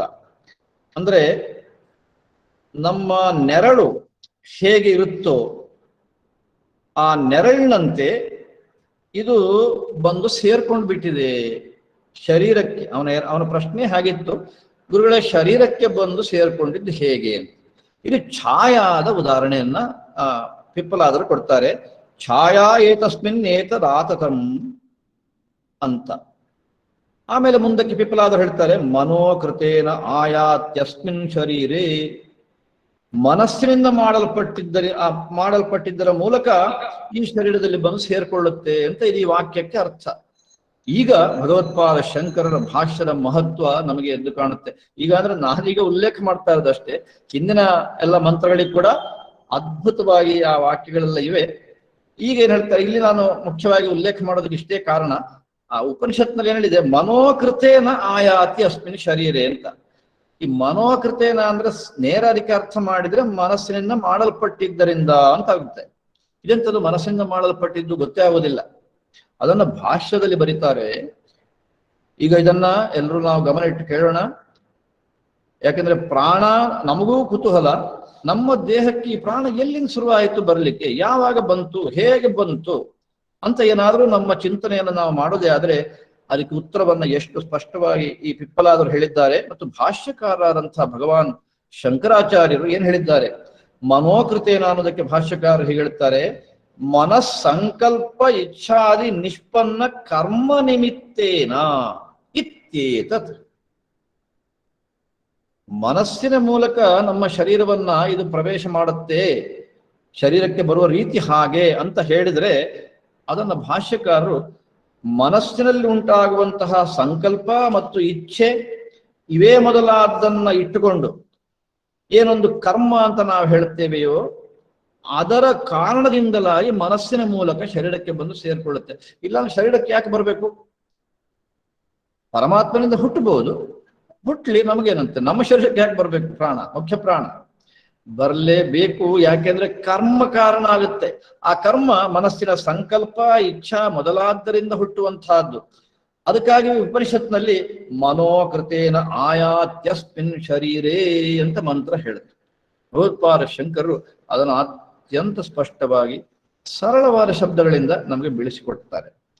ಹಾಗಾಗಿ ಈಗ ಇದು ಮೂರನೇ ಪ್ರಶ್ನೆ ಕೌಸಲ್ಯಂದು, ಯಾವ ರೀತಿಯಲ್ಲಿ ನಮ್ಮ ಶರೀರಕ್ಕೆ ಬಂದು ಸೇರುತ್ತೆ ಅಂತ ಈಗ ನಿಮಗೆ ಸ್ಪಷ್ಟ ಆಗಿದೆ ಅಂತ ನಾನು ಭಾವಿಸ್ತೇನೆ. ಮನೋಕೃತವಾದಂತಹ ಮನಸ್ಸಿನಿಂದ ಉಂಟಾದಂತಹ ನಮ್ಮ ಸಂಕಲ್ಪ ಮೊದಲಾದ ಒಂದು ಕಾರಣದಿಂದ ಏನು ನಮ್ಮ ಪುಣ್ಯ ಪಾಪ ಇತ್ಯಾದಿಗಳೆಲ್ಲ ಇರ್ತಾವೋ ಅದಕ್ಕೋಸ್ಕರ ಅದರಿಂದಲಾಗಿ ಮನಸ್ಸಿನ ಮೂಲಕ ಅದು ಶರೀರಕ್ಕೆ ಬಂದು ಸೇರುತ್ತೆ, ಮನಸ್ಸಿನ ಮೂಲಕ ಶರೀರಕ್ಕೆ ಸೇರುತ್ತೆ ಅಂತ ಉತ್ತರ. ಅದಾದ ಮೇಲೆ ಮುಂದಿನ ಪ್ರಶ್ನೆ, ಅದು ಹೇಗೆ ಕಾರ್ಯವನ್ನ ತಾನೇ ವಿಭಾಗ ಮಾಡಿಕೊಂಡು ನಮ್ಮ ಶರೀರದಲ್ಲಿ ಇದೆ ಈ ಮುಖ್ಯ ಪ್ರಾಣ? ಅದಕ್ಕೆ ವಿಪ್ಪಲಾದರು ಕೂಡ ಒಂದು ಸರಳವಾದ ಉದಾಹರಣೆ ಕೊಡ್ತಾರೆ. ಯಥಾ ಸಮ್ರಾಟ್ ಅಂತ ಉದಾಹರಣೆ ಕೊಡ್ತಾರೆ. ಅಂದ್ರೆ ಒಬ್ಬ ಚಕ್ರವರ್ತಿ ಸಮ್ರಾಟ್, ಅವ ರಾಜ್ಯವನ್ನ ಆಳ್ಬೇಕಾದ್ರೆ ಒಬ್ಬೊಬ್ಬ ಅಧಿಕಾರಿಯು ಕೂಡ ಇಂತಿಂಥ ಜಾಗ, ನೀನ್ ಇಂತಿಂಥ ಕಡೆ ಇರಬೇಕು, ಇಂತಿಂಥ ಪ್ರದೇಶದಲ್ಲಿ ಇರಬೇಕು ಅಂತ ಒಂದು ವ್ಯವಸ್ಥೆಯನ್ನು ಮಾಡ್ತಾನಲ್ಲ, ಹಾಗೆ ಅಂತಾರೆ ಮಂತ್ರದಲ್ಲಿ. ಯಥಾ ಸಮ್ರಾಡೇವ ಅಧಿಕೃತಾನ್ ವಿನಿಯುಂಕ್ತೆ ಏತಾನ್ ಗ್ರಾಮಾನ್ ಅಧಿಷ್ಠಸ್ವ ಇತ್ಯೇವಮೇವ ಏಷ ಪ್ರಾಣ ಇತರಾನ್ ಪ್ರಾಣಾನ್ ಪೃಥಕ್ ಪೃಥಗೇವ ಸನ್ನಿಧತ್ತೆ ಅಂತ ಮಂತ್ರ. ಅಂತಂದ್ರೆ ಈಗ ನೋಡಿ, ಇಲ್ಲಿ ಎರಡು ಪ್ರಾಣ ಶಬ್ದ ಇದೆ. ಈ ಮೊದಲನೇ ಪ್ರಾಣ ಇದೆಯಲ್ಲ, ಇದು ಸಮ್ರಾಟ್, ಮುಖ್ಯ ಪ್ರಾಣ. ಈ ಮುಖ್ಯ ಪ್ರಾಣ ಉಳಿದ ಪ್ರಾಣಗಳನ್ನು ಅಂದ್ರೆ ಇಂದ್ರಿಯಗಳನ್ನ ಆಯಾ ಜಾಗದಲ್ಲಿ ನಿಮಗೆ ಇಂಥ ಕೆಲಸ, ನಿನಗಿಂಥ ಕೆಲಸ, ಕಣ್ಣಿಗಿಂಥ ಕೆಲಸ, ಮೂಗಿಗಿಂಥ ಕೆಲಸ ಅಂತ ಅವರನ್ನ ವಿಶೇಷವಾಗಿ ಆಯಾ ಜವಾಬ್ದಾರಿಯಲ್ಲಿ ಇರುವಂತೆ ಮಾಡುತ್ತೆ. ಇದು ತನ್ನನ್ನು ತಾನು ಹೇಗೆ ವಿಭಾಗ ಮಾಡಿಕೊಂಡು ಈ ಶರೀರವನ್ನ ರಕ್ಷಿಸುತ್ತೆ ಅನ್ನೋ ಪ್ರಶ್ನೆಗೆ ಉತ್ತರವನ್ನು ಕೊಟ್ಟಿದ್ದು ವಿಪ್ಪಲಾದರು ಈ ಒಂದು ಸಣ್ಣ ಉದಾಹರಣೆ ಮೂಲಕ. ಆಮೇಲೆ ಏಷಃ ಮುಖ್ಯ ಪ್ರಾಣ ಇತರಾನ್ ಪ್ರಾಣಾನ್ ಚಕ್ಷುರಾದೀನ್ ಆತ್ಮಭೇದಾಂಶ್ಚ, ಇದು ಭಾಷ್ಯಕಾರರಲ್ಲಿ ಬರೆದ ವಾಕ್ಯ. ಈ ವಾಕ್ಯ ನನಗೆ ಹೇಳಿದ್ದು, ಈ ಮುಖ್ಯ ಪ್ರಾಣ ಉಳಿದಂತಹ ಎಲ್ಲ ಪ್ರಾಣಗಳನ್ನ ಅಂದ್ರೆ ಚಕ್ಷುರಾದಿ ಇಂದ್ರಿಯಗಳನ್ನ ಮತ್ತು ತನ್ನ ಭೇದ ಅಂದ್ರೆ ಪ್ರಾಣಾಪಾನ, ವ್ಯಾನೋದಾನ, ಉದಾನ, ಸಮಾನ ಅಂತ ನಾವು ಪ್ರಾಣಗಳ 5 ವೃತ್ತಿಗಳು ಅಂತ ಹೇಳ್ತೇವೆ. ನೀವೆಲ್ಲ ಇದನ್ನ ಕೇಳಿರ್ತೀರಾ. ಈ ಭೇದಗಳನ್ನು ಕೂಡ ಅಂತ ವಿಶೇಷವಾಗಿ ಇಲ್ಲಿ ಭಗವತ್ಪಾದರು ನಮಗೆ ತಿಳಿಸ್ತಾರೆ ಅಲ್ಲಿ ಭಾಷ್ಯವನ್ನು ಬರೆಯುವಾಗ. ಹಾಗೆ ತಿಳಿಸ್ತಾ ಈ ತನ್ನ ಭೇದವನ್ನ ಯಾವ ರೀತಿ ವ್ಯವಸ್ಥೆ ಅದು ಮಾಡಿದೆ ಮುಖ್ಯ ಪ್ರಾಣ ಅನ್ನೋದನ್ನ ಮಂತ್ರಗಳಲ್ಲಿ ಹೇಳ್ತಾರೆ. ನಾನೀಗ ಅದನ್ನ ಸ್ವಲ್ಪ ವೇಗವಾಗಿ ಹೇಳ್ತಾ ಹೋಗ್ತೇನೆ. ನೀವು ಸ್ಕ್ರೀನ್ ನೋಡ್ಬೋದು, ಅಲ್ಲಿ ಅದನ್ನ ಬರೆದಿದೆ. ಉದಾಹರಣೆಗೆ ಅಪಾನವನ್ನ ಮುಖ್ಯ ಪ್ರಾಣ ಎಲ್ಲಿಟ್ಟ ವ್ಯವಸ್ಥೆ ಮಾಡೋದಕ್ಕೆ. ಈಗ ಅದನ್ನ ಇಂಗ್ಲಿಷ್ನಲ್ಲಿ ನಮ್ಮ ಆಧುನಿಕ ವೈದ್ಯಕೀಯ ಶಾಸ್ತ್ರದ ಒಂದು ಕ್ರಮವಾಗಿಯೂ ಕೂಡ ಸ್ವಲ್ಪ ಮಟ್ಟಿಗೆ ನಮ್ಮ ಡಾಕ್ಟರ್ ತಿಮ್ಮಪ್ಪ ಹೆಗ್ಡೆ ಅದನ್ನು ಹೇಳಿದ್ದಾರೆ. ಪಾಯುಮಸ್ತೆ ಉಪಸ್ಥದಲ್ಲಿ ಅಂದ್ರೆ ಗುದ ಮತ್ತು ಮಲ ಮತ್ತು ಮೂತ್ರ ಈ 2 ಜಾಗದಲ್ಲಿ ಅಪಾನವಾಯುವನ್ನ ಮುಖ್ಯ ಪ್ರಾಣ ಇಟ್ಟನಂತೆ. ಆಮೇಲೆ ಕಣ್ಣು, ಕಿವಿ, ಬಾಯಿ, ಮೂಗು ಇಲ್ಲಿ ಪ್ರಾಣವನ್ನೇ ಇಟ್ಟ. ಪ್ರಾಣಾಪಾನ, ಉದಾನ, ಸಮಾನ ಹೀಗೆ 5 ಪ್ರಾಣದ ಭೇದಗಳು. ಈಗ ನಾವು ಒಂದೊಂದನ್ನೇ ಗಮನಿಸ್ಬೇಕೀಗ. ಈ ಪ್ರಾಣ ಇದೆಯಲ್ಲ, ಇದೇ ಸಮ್ರಾಟ ಸ್ಥಾನ. ಕಣ್ಣು, ಕಿವಿ, ಮೂಗು, ಬಾಯಿಯಲ್ಲಿ ಒಂದು ಯಾವ ಪ್ರಾಣವನ್ನಂದ್ರೆ ಈ ಎಲ್ಲ ಜಾಗ ಆಯಾಯ ಕ್ರಿಯೆಗೆ ಸಂಬಂಧಪಟ್ಟಂತೆ ಇದೆ. ಮುಂದಕ್ಕೆ ಸ್ವಲ್ಪ ನಿಮಗೆ ಅದು ಮನಸ್ಸಿಗೆ ಬರೋದಕ್ಕೆ ಸಾಧ್ಯವಿದೆ. ಅಲ್ಲಿ ಈ ಪ್ರಾಣವನ್ನ ವ್ಯವಸ್ಥೆ ಮಾಡಿದ ಅಂತ ಹೇಳುತ್ತೆ. ಆಮೇಲೆ ನಾಭಿ ಹೊಕ್ಕಳಲ್ಲಿ ಸಮಾನ ಅನ್ನೋ ವಾಯುವಿನ ಸ್ಥಾನವಂತ. ಹೃದಯದ ಒಂದು ವಿಷಯವಾಗಿ ಇದೇ ಉಪನಿಷತ್ತು ಹೇಳುತ್ತೆ. ಇದೇ ಸಂದರ್ಭದಲ್ಲಿ ಮುಂದಿನ ಒಂದು ವಾಯುವಿನ ಅಂದ್ರೆ ಪ್ರಾಣವಾಯುವಿನ ಭೇದವನ್ನು ತಿಳಿಸೋದಕ್ಕೆ ಅದಕ್ಕೆ ಮೊದಲು ಅಲ್ಲಿ ನಾಡಿಗಳ ಸಂಖ್ಯೆಯನ್ನ ಹೇಳುತ್ತೆ. ಹೃದಯದಲ್ಲಿ ಎಷ್ಟು ನಾಡಿಗಳು, ಯಾಕಂದ್ರೆ ಈ ಮುಂದಿನ ವ್ಯಾನವನ್ನ ಹೇಳೋದಕ್ಕೆ ಇದರ ಅವಶ್ಯಕತೆ ಇದೆ. ಅದಕ್ಕೆ ಹೇಳುವಾಗ ಒಟ್ಟು 72 ಕೋಟಿಯ 72 ಲಕ್ಷ ಶಾಖಾ ನಾಡಿಗಳಿದ್ದಾವಂತೆ. 101 ಪ್ರಮುಖ ನಾಡಿಗಳು ಅಲ್ಲಿ ಅದನ್ನು ಬರೆದಿದೆ. ಇದನ್ನ ಅಲ್ಲಿ ಹೇಳಿದ ಪ್ರಕಾರ ಗುಣಿಸಿದ್ರೆ ಒಂದೊಂದಕ್ಕೂ ನಾವು ಗುಣಾಕಾರ ಮಾಡಿಬಿಟ್ರೆ 72 ಕೋಟಿಯ 72 ಲಕ್ಷ ಶಾಖಾ ನಾಡಿಗಳಿವೆ ಅಂತ ಈ ಉಪನಿಷತ್ತು ಹೇಳುತ್ತೆ. ಅಂದ್ರೆ ಒಟ್ಟಿನಲ್ಲಿ ಈ ಅತಿ ಸೂಕ್ಷ್ಮ ನಾಡಿಗಳನ್ನೆಲ್ಲ ನಾವು ಸೇರಿಸಿದ್ದೇ ಆದರೆ ಅಸಂಖ್ಯವಾದಂತಹ ನಾಡಿಗಳು ಅಂತ ಹೇಳೋದಕ್ಕೆ ಏನೇನು ಅಭ್ಯಂತರವಿಲ್ಲ. ಉಪನಿಷತ್ತು ಹೇಳಿದ್ದಲ್ಲಿ ನಂಬಿಕೆ ಇದೆ ಅಂದ್ರೆ ಈ ಸಂಖ್ಯೆಯನ್ನು ಇಟ್ಕೊಳ್ಳೋದಕ್ಕೂ ನಮಗೇನು ತೊಂದರೆ ಆಗಲಾರದು ಅಂತ ಉಪನಿಷತ್ತು ಬಹಳ ಸ್ಪಷ್ಟವಾಗಿ ಇಷ್ಟು ನಾಡಿಗಳು ಅಂತ ಇದನ್ನ ತಿಳಿಸುತ್ತೆ. ಈ ವ್ಯಾನ ಅನ್ನೋದಿದೆಯಲ್ಲ, ಇದು ಈ ನಾಡಿಗಳಲ್ಲಿ ವ್ಯಾಪಕವಾಗಿ ಹಬ್ಬಿಕೊಂಡಿರುತ್ತೆ. ಇದರ ಜಾಗ ಈ ಎಲ್ಲಾ ನಾಡಿಗಳು, ಅತಿ ಸೂಕ್ಷ್ಮ ನಾಡಿಗಳು, ಪ್ರಮುಖ ನಾಡಿಗಳು, ಎಲ್ಲಾ ನಾಡಿಗಳಲ್ಲಿ ಕೂಡ ಈ ವ್ಯಾನ ಅನ್ನೋದು ಅಲ್ಲಿ ಸೇರ್ಕೊಂಡಿರುತ್ತೆ. ಅಲ್ಲಿ ಭಾಷ್ಯಕಾರ ಬರೀತಾರೆ, ವ್ಯಾನಃ ವ್ಯಾಪನಾತ್ ಅಂತ ಬರೀತಾರೆ. ಎಲ್ಲಾ ಕಡೆಗೆ ವ್ಯಾಪಿಸಿದೆ ಇದು, ಅದಕ್ಕಾಗಿ ಇದಕ್ಕೆ ವ್ಯಾನ ಅಂತಲೇ ಹೆಸರು ಕೊಟ್ಟಿದ್ದಾರೆ ಅಂತ ಹೇಳುತ್ತೆ ಉಪನಿಷತ್ತು, ಹಾಗೆ ಹೇಳಿದೆ ಅಂತ. ಮತ್ತು ಸಂಧಿ, ಸ್ಕಂಧ ಅಂದ್ರೆ ಭುಜದ ಇದು ಮರ್ಮದೇಶಗಳು ಅಂದ್ರೆ ಅತಿ ಸೂಕ್ಷ್ಮವಾದ ನಮ್ಮ ದೇಹದಲ್ಲಿರತಕ್ಕಂಥ ಸ್ಥಾನಗಳು, ಇವನ್ನೆಲ್ಲ ವಿಶೇಷೇಣ ಪ್ರಾಣಾಪಾನ ವೃತ್ತಿಯೋಶ್ಚ ಮಧ್ಯೆ ಉದ್ಭೂತ ವೃತ್ತಿ ವೀರ್ಯವತ್ ಕರ್ಮಕರ್ತ ಭವತಿ. ಈ ವ್ಯಾನ ಈ ರೀತಿಯಲ್ಲಿ ಕೆಲಸ ಮಾಡುತ್ತಂತೆ. ಏನ್ ಕೆಲಸ ಮಾಡುತ್ತೆ ಅಂತಂದ್ರೆ ಈ ಎಲ್ಲಾ ಸಂಧಿ ಮೊದಲಾದ ಜಾಗಗಳಲ್ಲಿ ಮತ್ತು ಮರ್ಮಸ್ಥಾನಗಳಲ್ಲಿ ಈ ಪ್ರಾಣ ಮತ್ತು ಅಪಾನ ವೃತ್ತಿಗಳ ಮಧ್ಯೆ ಅಂತ ಹೇಳ್ತಾರೆ. ನಾವು ಶರೀರದ ರಚನೆಯನ್ನು ತಗೊಂಡ್ರೆ ಪ್ರಾಣ ಅನ್ನೋದು ಈಗ ಮುಖದಲ್ಲಿ, ಕಿವಿ, ಕಣ್ಣು, ಮೂಗಿನಲ್ಲಿ ಅಂತ ಹೇಳಿದ್ರೆ ಮೇಲೆ, ಅಪಾನ ಅಂದ್ರೆ ಗುದ ದ್ವಾರದ ಒಂದು ಸ್ಥಾನ. ಹಾಗಾಗಿ ಇದರ ಮಧ್ಯೆ ಅಂತ ಅರ್ಥ ಬಂದ್ಬಿಡುತ್ತೆ. ಆದ್ರೆ ಇಲ್ಲಿ ಭಗವತ್ಪಾದರ ಆಶಯ ಏನಿದೆ, ಪ್ರಾಣಾಪಾನ ವೃತ್ತಿ ಅಂತ ಅನ್ನೋದು ಏನಿದೆ, ಈ ವೃತ್ತಿಗಳು ಸ್ವಲ್ಪ ತಮ್ಮ ಕ್ರಿಯೆಯನ್ನ ಸ್ಥಗಿತಗೊಳಿಸಿದರೆ, ಅವುಗಳೇನು ಮಾಡ್ತಾ ಇದ್ದವು ಅದನ್ನು ನಿಲ್ಲಿಸಿಬಿಟ್ರೆ ಆಗ ಅದರ ಮಧ್ಯೆ ಈ ಉದ್ಭೂತ ವೃತ್ತಿ ವೀರ್ಯವತ್ ಕರ್ಮಕರ್ತ ಭವತಿ. ತಾನು ವ್ಯಾನ ತನ್ನ ಕರ್ತವ್ಯವನ್ನು ತಾನು ವಿಶೇಷವಾಗಿ ಮಾಡುತ್ತಂತೆ. ಹೇಗೆ ಅಂದ್ರೆ ತಾನೇ ಪ್ರಧಾನವಾಗಿ ಉದ್ಭೂತ ವೃತ್ತಿ ವೀರ್ಯವತ್ ಕರ್ಮಕರ್ತ, ಅತ್ಯಂತ ಸಮರ್ಥವಾದಂತಹ ಕಾರ್ಯವನ್ನ ಈ ವ್ಯಾನ ಮಾಡಿ ತೋರಿಸುತ್ತೆ ಅಂತ ಹೇಳುತ್ತೆ ಉಪನಿಷತ್ತು. ಅದನ್ನ ಭಾಷ್ಯಕಾರರು ಭಾಷ್ಯದಲ್ಲಿ ಕೂಡ ವಿಶೇಷವಾಗಿ ಉಲ್ಲೇಖ ಮಾಡಿದ್ರು. ಅದಾದ ಮೇಲೆ ಉದಾನದ ಕುರಿತು ಹೇಳ್ತಾರೆ. ಅಥೈಕಯೋರ್ಧ ಉದಾನ ಪುಣ್ಯೇನ ಪುಣ್ಯಲೋಕಂ ನಯತಿ ಪಾಪೇನ ಪಾಪಂ ಉಭಾಭ್ಯಾಮೇವ ಮನುಷ್ಯ ಲೋಕಂ. ಈಗ ಉಳಿದ ಪ್ರಾಣಗಳ ಬಗ್ಗೆ ನಾವು ತಿಳ್ಕೊಳ್ಳೋದು ಅತ್ಯಂತ ಮುಖ್ಯವಾದ ವಿಷಯ ಅಲ್ಲ ಅಂತಲ್ಲ. ಆದರೆ ಈ ಒಂದು ಪ್ರಾಣ ಏನಿದೆ ಉದಾನ, ನನಗೆ ಬಹಳ ಆಶ್ಚರ್ಯ ಆಗೋಯ್ತು. ಶ್ರೀಮಾನ್ ತಿಮ್ಮಪ್ಪ ಹೆಗಡೆ ಅವರು ಒಂದು ಉಲ್ಲೇಖ ಮಾಡಿದ್ರು. ನಮ್ಮ ಮಾಡರ್ನ್ ಸೈನ್ಸ್, ಈ ವಿಜ್ಞಾನ ಉದಾನದ ಬಗ್ಗೆ ಅಷ್ಟೊಂದು ಹೇಳೋದಿಲ್ಲ ಅಂತ ಅಂದ್ಬಿಟ್ರು ಅವರು. ಆದರೆ ನಮ್ಮ ಉಪನಿಷತ್ತುಗಳು ಈ ಉದಾನವಾಯುಗೆ ಇನ್ನಿಲ್ಲದ ಮಹತ್ವವನ್ನು ಕೊಟ್ಬಿಟ್ಟಿದ್ದಾರೆ. ಇದನ್ನ ಯೋಚನೆ ಮಾಡ್ಬೇಕು ನಾವು ಸೇರಿ, ಅನ್ನೋದ್ರಲ್ಲಿ ಸಂದೇಹವಿಲ್ಲ. ಅವ್ರು ಯಾಕೆ ಬಿಟ್ರು, ಇವ್ರು ಯಾಕೆ ಮಹತ್ವವನ್ನು ಕೊಟ್ಟಿದ್ದಾರೆ ನಮ್ಮವರು ಅಂತ ನಾ ಹೇಳ್ತೇನೆ. ಈಗ ನಿಮ್ಗೆ ಗೊತ್ತಾಗುತ್ತೆ. ಈಗ ಏನ್ ಹೇಳ್ತಾ ಇದ್ದ ನೋಡಿ ಉಪನಿಷತ್ತು, ಈ ಉದಾನ ಅನ್ನೋ ವಾಯುವಿನ ಕೆಲಸ ಎಂಥದ್ದು ಅಂತ. ಬಹುಶಃ ಇದನ್ನು ಕೇಳಿದ್ರೆ ನೀವು ಇವತ್ತೇ ಆ ಉದಾನವನ್ನ ಸ್ವಲ್ಪ ಮಾತನಾಡಿಸ್ತೀರಿ ಅಂತ ನನ್ನ ನಿರ್ಣಯ. ಸ್ವಲ್ಪ ನಮ್ಮ ಕೆಲಸವನ್ನ ನೀನು ಮಾಡಿಕೊಡಪ್ಪ ಅಂತ ನೀವು ಕೇಳ್ತಿರೋದನ್ನ ಅಂತ ಭಾವಿಸಿದ್ದೇನೆ. ಯಾಕೆ ಅಂದ್ರೆ ವಿಪುಲಾದರು ಹೇಳ್ತಾರೆ, ಅಯ್ಯ ಕೌಸಲ್ಯ, ಈ ಉದಾನ ಇದರ ಕಾರ್ಯ ಏನು ಗೊತ್ತೇ, ಇದು ಏನ್ ಮಾಡುತ್ತೆ ಅಂತಂದ್ರೆ, ಯಾವನು ಪುಣ್ಯ ಮಾಡಿದ್ದಾನೋ ಅವನನ್ನ ದೇವಲೋಕಕ್ಕೆ ತಗೊಂಡು ಹೋಗೋದು ಇದೇ ಉದಾನವಾಯು. ಯಾರು ತಪ್ಪು ಕೆಲಸ ಮಾಡಿದ್ದಾನೋ, ಶಾಸ್ತ್ರವನ್ನ ಮೀರಿ ಬದುಕಿದ್ದಾನೋ ಅವನನ್ನ ಕ್ರಿಮಿ ಕೀಟಗಳು ಅಥವಾ ಸರ್ಪವೇ ಮೊದಲಾದಂಥ ಜಾತಿಗಳು, ಇದನ್ನು ನರಕ ಅಂತ ಕರೀತಾರೆ ಶಾಸ್ತ್ರದಲ್ಲಿ. ತಿರಿಯ ಯೋನಿ ಅಂತ ಇನ್ನೊಂದು ಶಬ್ದದಿಂದ ಭಾಷ್ಯಕಾರರು ಉಲ್ಲೇಖ ಮಾಡ್ತಾರೆ ಭಗವತ್ಪಾದರು.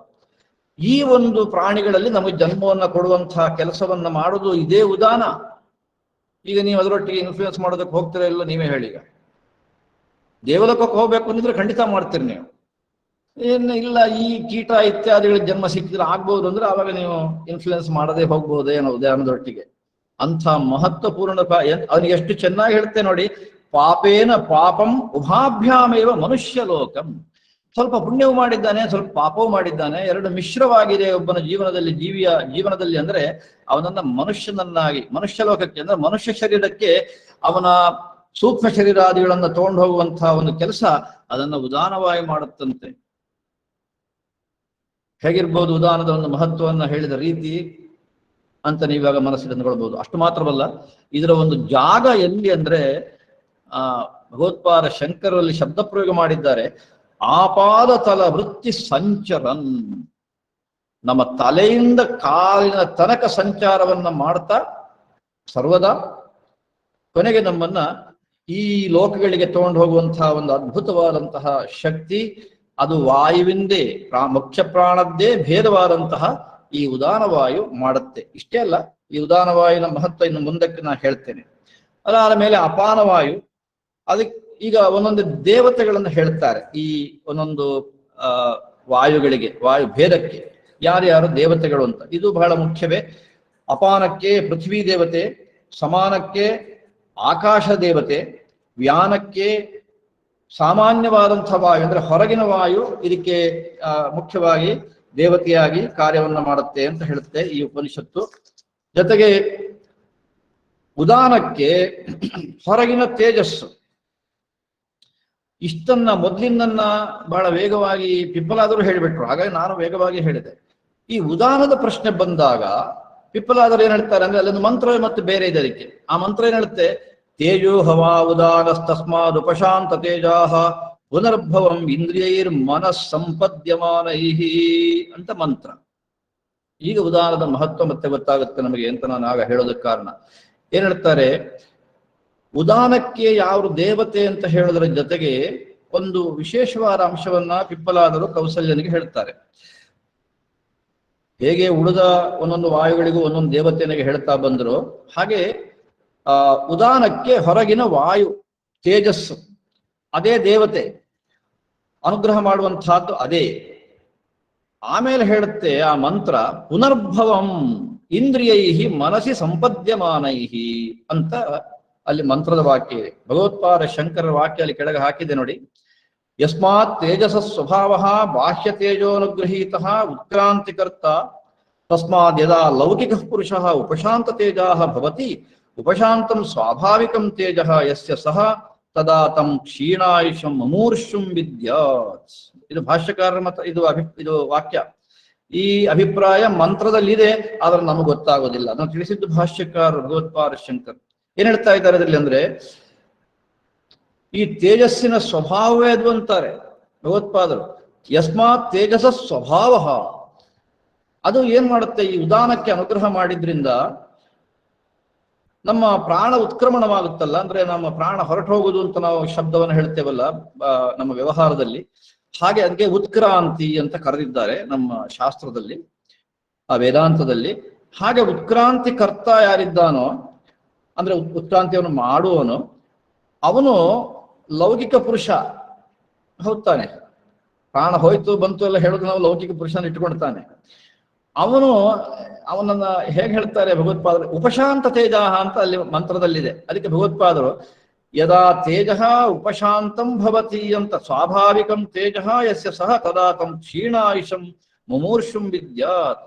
ಈ ಉದಾನದ ಒಂದು ತೇಜೋಂಶ ಏನಿದೆಯೋ ಅದು ಉಪಶಾಂತವಾದಾಗ ಅವನನ್ನ ಜನ ಅಂದ್ರೆ ಪಕ್ಕದಲ್ಲಿದ್ದವ್ರು ಏನ್ ಹೇಳ್ತಾರಂತೆ ಅಂದ್ರೆ ಮುಮೂರ್ಷುಂ ವಿದ್ಯಾತ್, ಇವ ಸಾಯುಧಕ್ಕೆ ಹೊರಟಿದ್ದಂತೂ ಖಂಡಿತ. ಯಾಕಂದ್ರೆ ಈಗ ಉಷ್ಣ ಹೋಯ್ತು ಅವನ ದೇಹದಿಂದ, ಉಷ್ಣದ ಅಂಶ ಹೊರಟೋಗ್ತಾ ಇದೆ ಅಂತ ತೀರ್ಮಾನ ಮಾಡ್ತಾರಂತೆ. ತದಾತಂ ಕ್ಷೀಣಾಯುಷಂ ಮುಮೂರ್ಷುಂ ವಿದ್ಯಾತ್, ಇವನ ಆಯುಸ್ಸು ಈಗ ಮುಗಿದೋಯ್ತು ಅಂತ ತಿಳ್ಕೊಳ್ಬೇಕಾಗತ್ತೆ. ಅಂಥ ಒಂದು ಮಹತ್ವ ಈ ಉದಾನವಾಯುಗೆ. ಅದು ಅದಕ್ಕೆ ಆ ಶಕ್ತಿ ಬಂದಿದ್ದಕ್ಕೆ ಹೊರಗಿನ ತೇಜಸ್ಸಿನ ಅನುಗ್ರಹ ಕಾರಣ ಮತ್ತು ಮುಖ್ಯ ಪ್ರಾಣ ಕಾರಣ ಅನ್ನೋದ್ರಲ್ಲಿ ಸಂದೇಹವಿಲ್ಲ. ಆಮೇಲೆ ಮಂತ್ರ ಹೇಳುತ್ತೆ, ಯತ್ ಚಿತ್ತಸ್ತೇನೈಷ ಪ್ರಾಣ ತೇಜಸಾಯುಕ್ತ ಸಹಾತ್ಮನ ಯಥಾಸಂಕಲ್ಪಿತಂ ಲೋಕಂ ನಯತಿ. ಇದೇ ಉದಾನ ಅದರ ಮುಂದಿನ ಕೆಲಸವನ್ನು ಹೇಳುತ್ತಿದ್ದಾರೆ ಈ ಒಂದು ಮಂತ್ರದಲ್ಲಿ. ಭಗವತ್ಪಾದ ಶಂಕರಲ್ಲಿ ಹೇಳ್ತಾರೆ, ಮರಣಕಾಲೇ ಕ್ಷೀಣೇಂದ್ರಿಯ ವೃತ್ತಿ ಸನ್ ಮುಖ್ಯಯ ಪ್ರಾಣವೃತ್ತಿಯವ ಅವತಿಷ್ಠತೆ ಇತ್ಯರ್ಥ. ತದಾಹಿ ವದಂತಿ ಜ್ಞಾತಯ ಉಚ್ಛ್ವಸಿತಿ ಜೀವತೀತಿ. ನಾನಿದನ್ನ ಮತ್ತೆ ನಾಳೆ ಸಮಯ ಸಿಕ್ಕಾಗ ನಾನು ಇದನ್ನ ವಿವರಣೆ ಕೊಡ್ತೇನೆ, ಹೇಗೆ ನಾವು ಸಾಯುವ ಕ್ರಮ ಹೇಗಿರುತ್ತೆ ಅಂತ. ಅಲ್ಲ, ಸಾಯುವಾಗ ನಮಗೆ ಗೊತ್ತಾಗದೆ ಹೋಗಬಹುದೋ ಏನೋ ಗೊತ್ತಿಲ್ಲ, ಹೊರಗಿದ್ದವರಿಗೂ ನಾವು ಹೇಗೆ ಸಾಯ್ತಾ ಇದ್ದೇವೆ, ಯಾವ ಕ್ರಮದಲ್ಲಿ ಸಾಯ್ತಾ ಇದ್ದೇವೆ ಅಂತ ಗೊತ್ತಾಗೋದಿಲ್ಲ, ಸಂದೇಹ ಇಲ್ಲ ಅದರಲ್ಲಿ.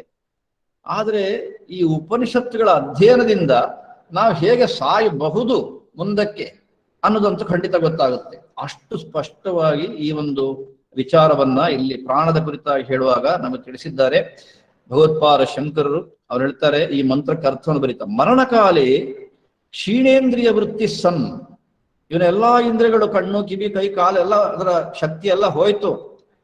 ಹೋದ ಮೇಲೆ ಏನಾಗುತ್ತೆ ಅಂತಂದ್ರೆ ಮುಖ್ಯಯ ಪ್ರಾಣವೃತ್ತಿಯ ಅವತಿಷ್ಠತೆ, ಆವಾಗ ಈ ಮುಖ್ಯ ಪ್ರಾಣದಲ್ಲಿ ಹೋಗಿ ಎಲ್ಲ ಸೇರ್ಕೊಂಡ್ಬಿಡ್ತಾವೆ.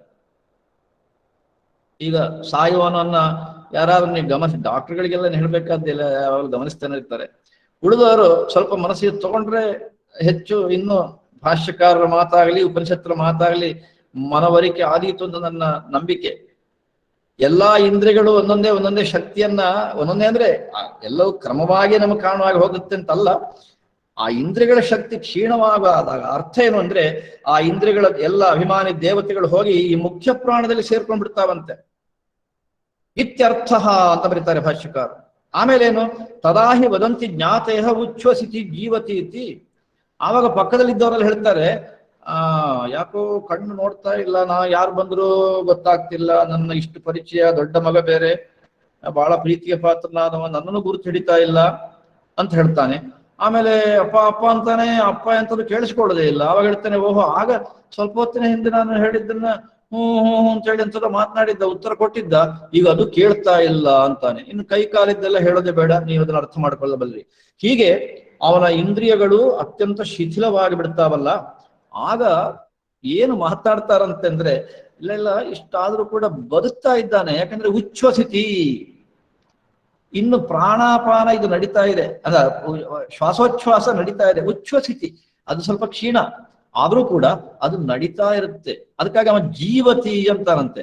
ಇನ್ನು ಬದುಕಿದ್ದಾನೆ ನಮ್ಮಪ್ಪ, ಅಥವಾ ಇನ್ನೊಬ್ಬ ಯಾವನೊಬ್ಬ ಬದುಕಿದ್ದಾನೆ ಅಂತ ನಾವು ಹೇಳ್ತೇವಂತೆ, ಭಾಷ್ಯಕಾರರ ಮಾತಿದು.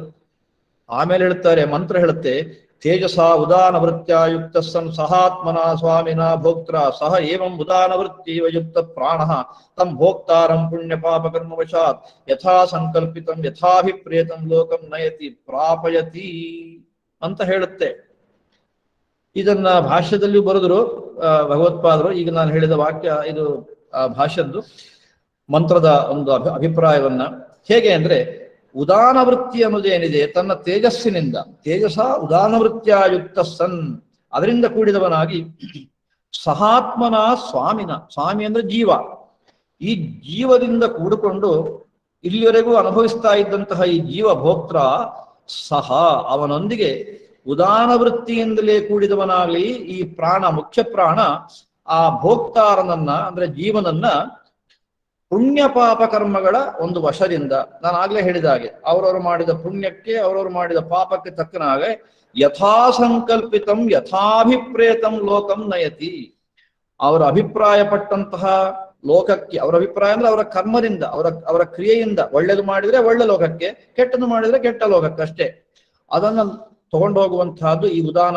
ಈ ಒಂದು ರೀತಿಯಲ್ಲಿ ಉದಾನ ಹೋಗಿ ಮುಖ್ಯ ಪ್ರಾಣನೊಟ್ಟಿಗೆ ಸೇರುತ್ತೆ, ಮುಖ್ಯ ಪ್ರಾಣ ಜೀವನನ್ನು ಸೇರಿಸಿಕೊಂಡು ಜೀವನನ್ನ ಉದಾನ ಅಲ್ಲಿ ತಗೊಂಡು ಹೋಗುವಾಗ ವ್ಯವಸ್ಥೆಯನ್ನು ಮಾಡಿಕೊಡುತ್ತೆ.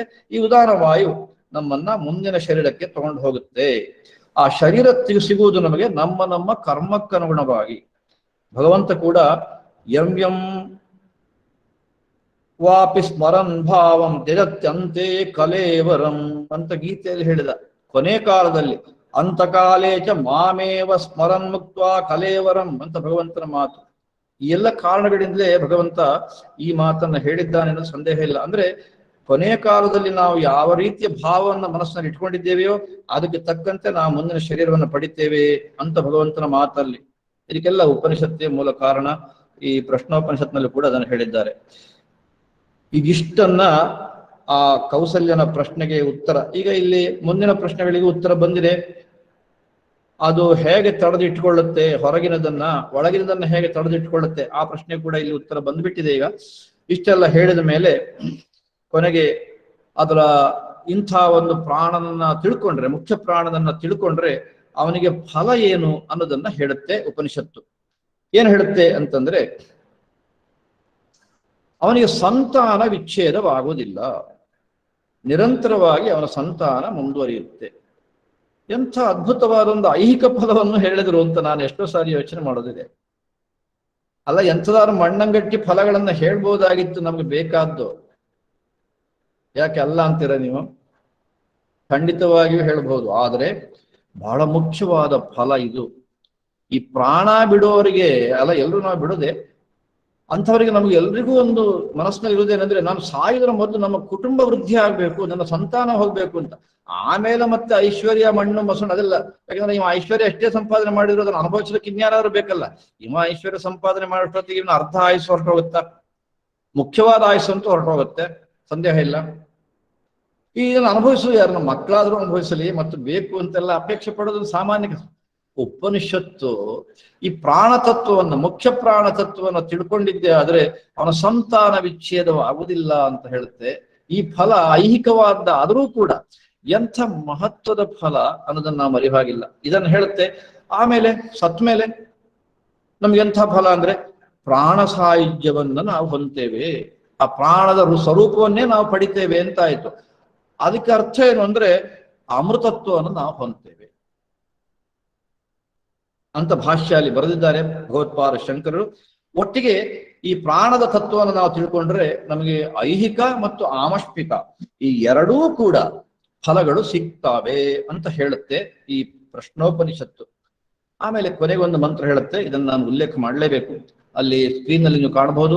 ಉತ್ಪತ್ತಿ ಮಾಯತಿಂ ಸ್ಥಾನಂ ವಿಹುತ್ವಂ ಪಂಚಧಾ ಅಧ್ಯಾತ್ಮಂಚ ಪ್ರಾಣಸ್ಯ ವಿಜ್ಞಾಯ ಅಮೃತಮಶ್ನುತೆ ವಿಜ್ಞಾಯ ಅಮೃತಮಶ್ನುತೆ ಅಂತ ಈ ಪ್ರಶ್ನೆಗೆ ಉತ್ತರ ಇಲ್ಲಿಗೆ ಮುಗಿಯುತ್ತೆ. ಈ ಮಂತ್ರ ಎಷ್ಟು ಮುಖ್ಯವಾದ್ದು ನೋಡಿ, ಕೊನೆಯ ಮಂತ್ರ. ಈ ಮಂತ್ರದಲ್ಲಿ ಹೇಳ್ತಾರೆ,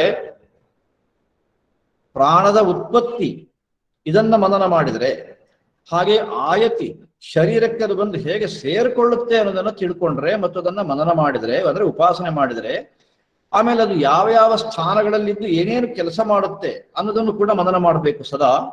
ಆಮೇಲೆ ಅದರ ವಿಭುತ್ವಂ, ಅದೇ ಯಾಕೆ ಮುಖ್ಯ ಪ್ರಾಣ, ಮತ್ತೆ ಅದು ತನ್ನನ್ನ ಆಧ್ಯಾತ್ಮಿಕವಾದಂತಹ 5 ವಿಭಾಗಗಳನ್ನಾಗಿ ಮಾಡಿಕೊಂಡಿದ್ದು ಹೇಗೆ, ಅವುಗಳ ಕೆಲಸ ಏನು, ಇದೆಲ್ಲವನ್ನು ಕೂಡ ಪ್ರಾಣಸ್ಯ, ಮುಖ್ಯ ಪ್ರಾಣದ ಈ ಎಲ್ಲ ಅರ್ಥವನ್ನ ಮಾಡಿಕೊಂಡ್ರೆ, ಮುಖ್ಯ ಪ್ರಾಣಕ್ಕೆ ಸಂಬಂಧಪಟ್ಟಂತಹ ಈ ಎಲ್ಲ ವಿಚಾರಗಳನ್ನ ನಾವು ಅರ್ಥ ಮಾಡಿಕೊಂಡ್ರೆ ಆಗ ಅಮೃತಮಶ್ನುತೆ ನಾವು ಅಮೃತತ್ವವನ್ನ ಹೊಂದ್ತೇವೆ ಅಂತ ಹೇಳೋದರ ಮೂಲಕ ಈ ಒಂದು ಉಪನಿಷತ್ತು ಈ 3ನೇ ಪ್ರಶ್ನೆ, ಬಹಳ ಮುಖ್ಯವಾದ ಈ ಪ್ರಶ್ನೆಗಳಿಗೆ ಉತ್ತರವನ್ನು ಕೊಡ್ತಾ, ಮುಖ್ಯ ಪ್ರಾಣದ ವಿಷಯದಲ್ಲಿ ನಮಗೆ ಏನೇನು ತಿಳ್ಕೊಳ್ಬೇಕು, ಇದರ ಮೇಲೆ ಇದನ್ನ ವಿಚಾರ ಮಾಡಿ ಮನನ ಮಾಡಿ ಬೆಳಕನ್ನ ಪಡ್ಕೊಳ್ಳೋದು ನಮ್ಮ ಜವಾಬ್ದಾರಿ. ಸೂತ್ರದ ಮೂಲಕ ಒಂದು ಸೂತ್ರ ಪ್ರಾಯದಲ್ಲಿ ಹೇಳೋದಾದ್ರೆ ಏನು ಹೇಳ್ಬಹುದು ಅನ್ನೋದನ್ನ ಈ ಒಂದು ಪ್ರಶ್ನೋತ್ತರದ ಮೂಲಕ ಎಷ್ಟು ಅದ್ಭುತವಾಗಿ ಈ ಉಪನಿಷತ್ತು ಹೇಳಿದೆ ಅಂತ ನಾನು ಇವತ್ತು ನಿಮ್ಮೆಲ್ಲರ ಗಮನಕ್ಕೆ ತಂದಿದ್ದೇನೆ.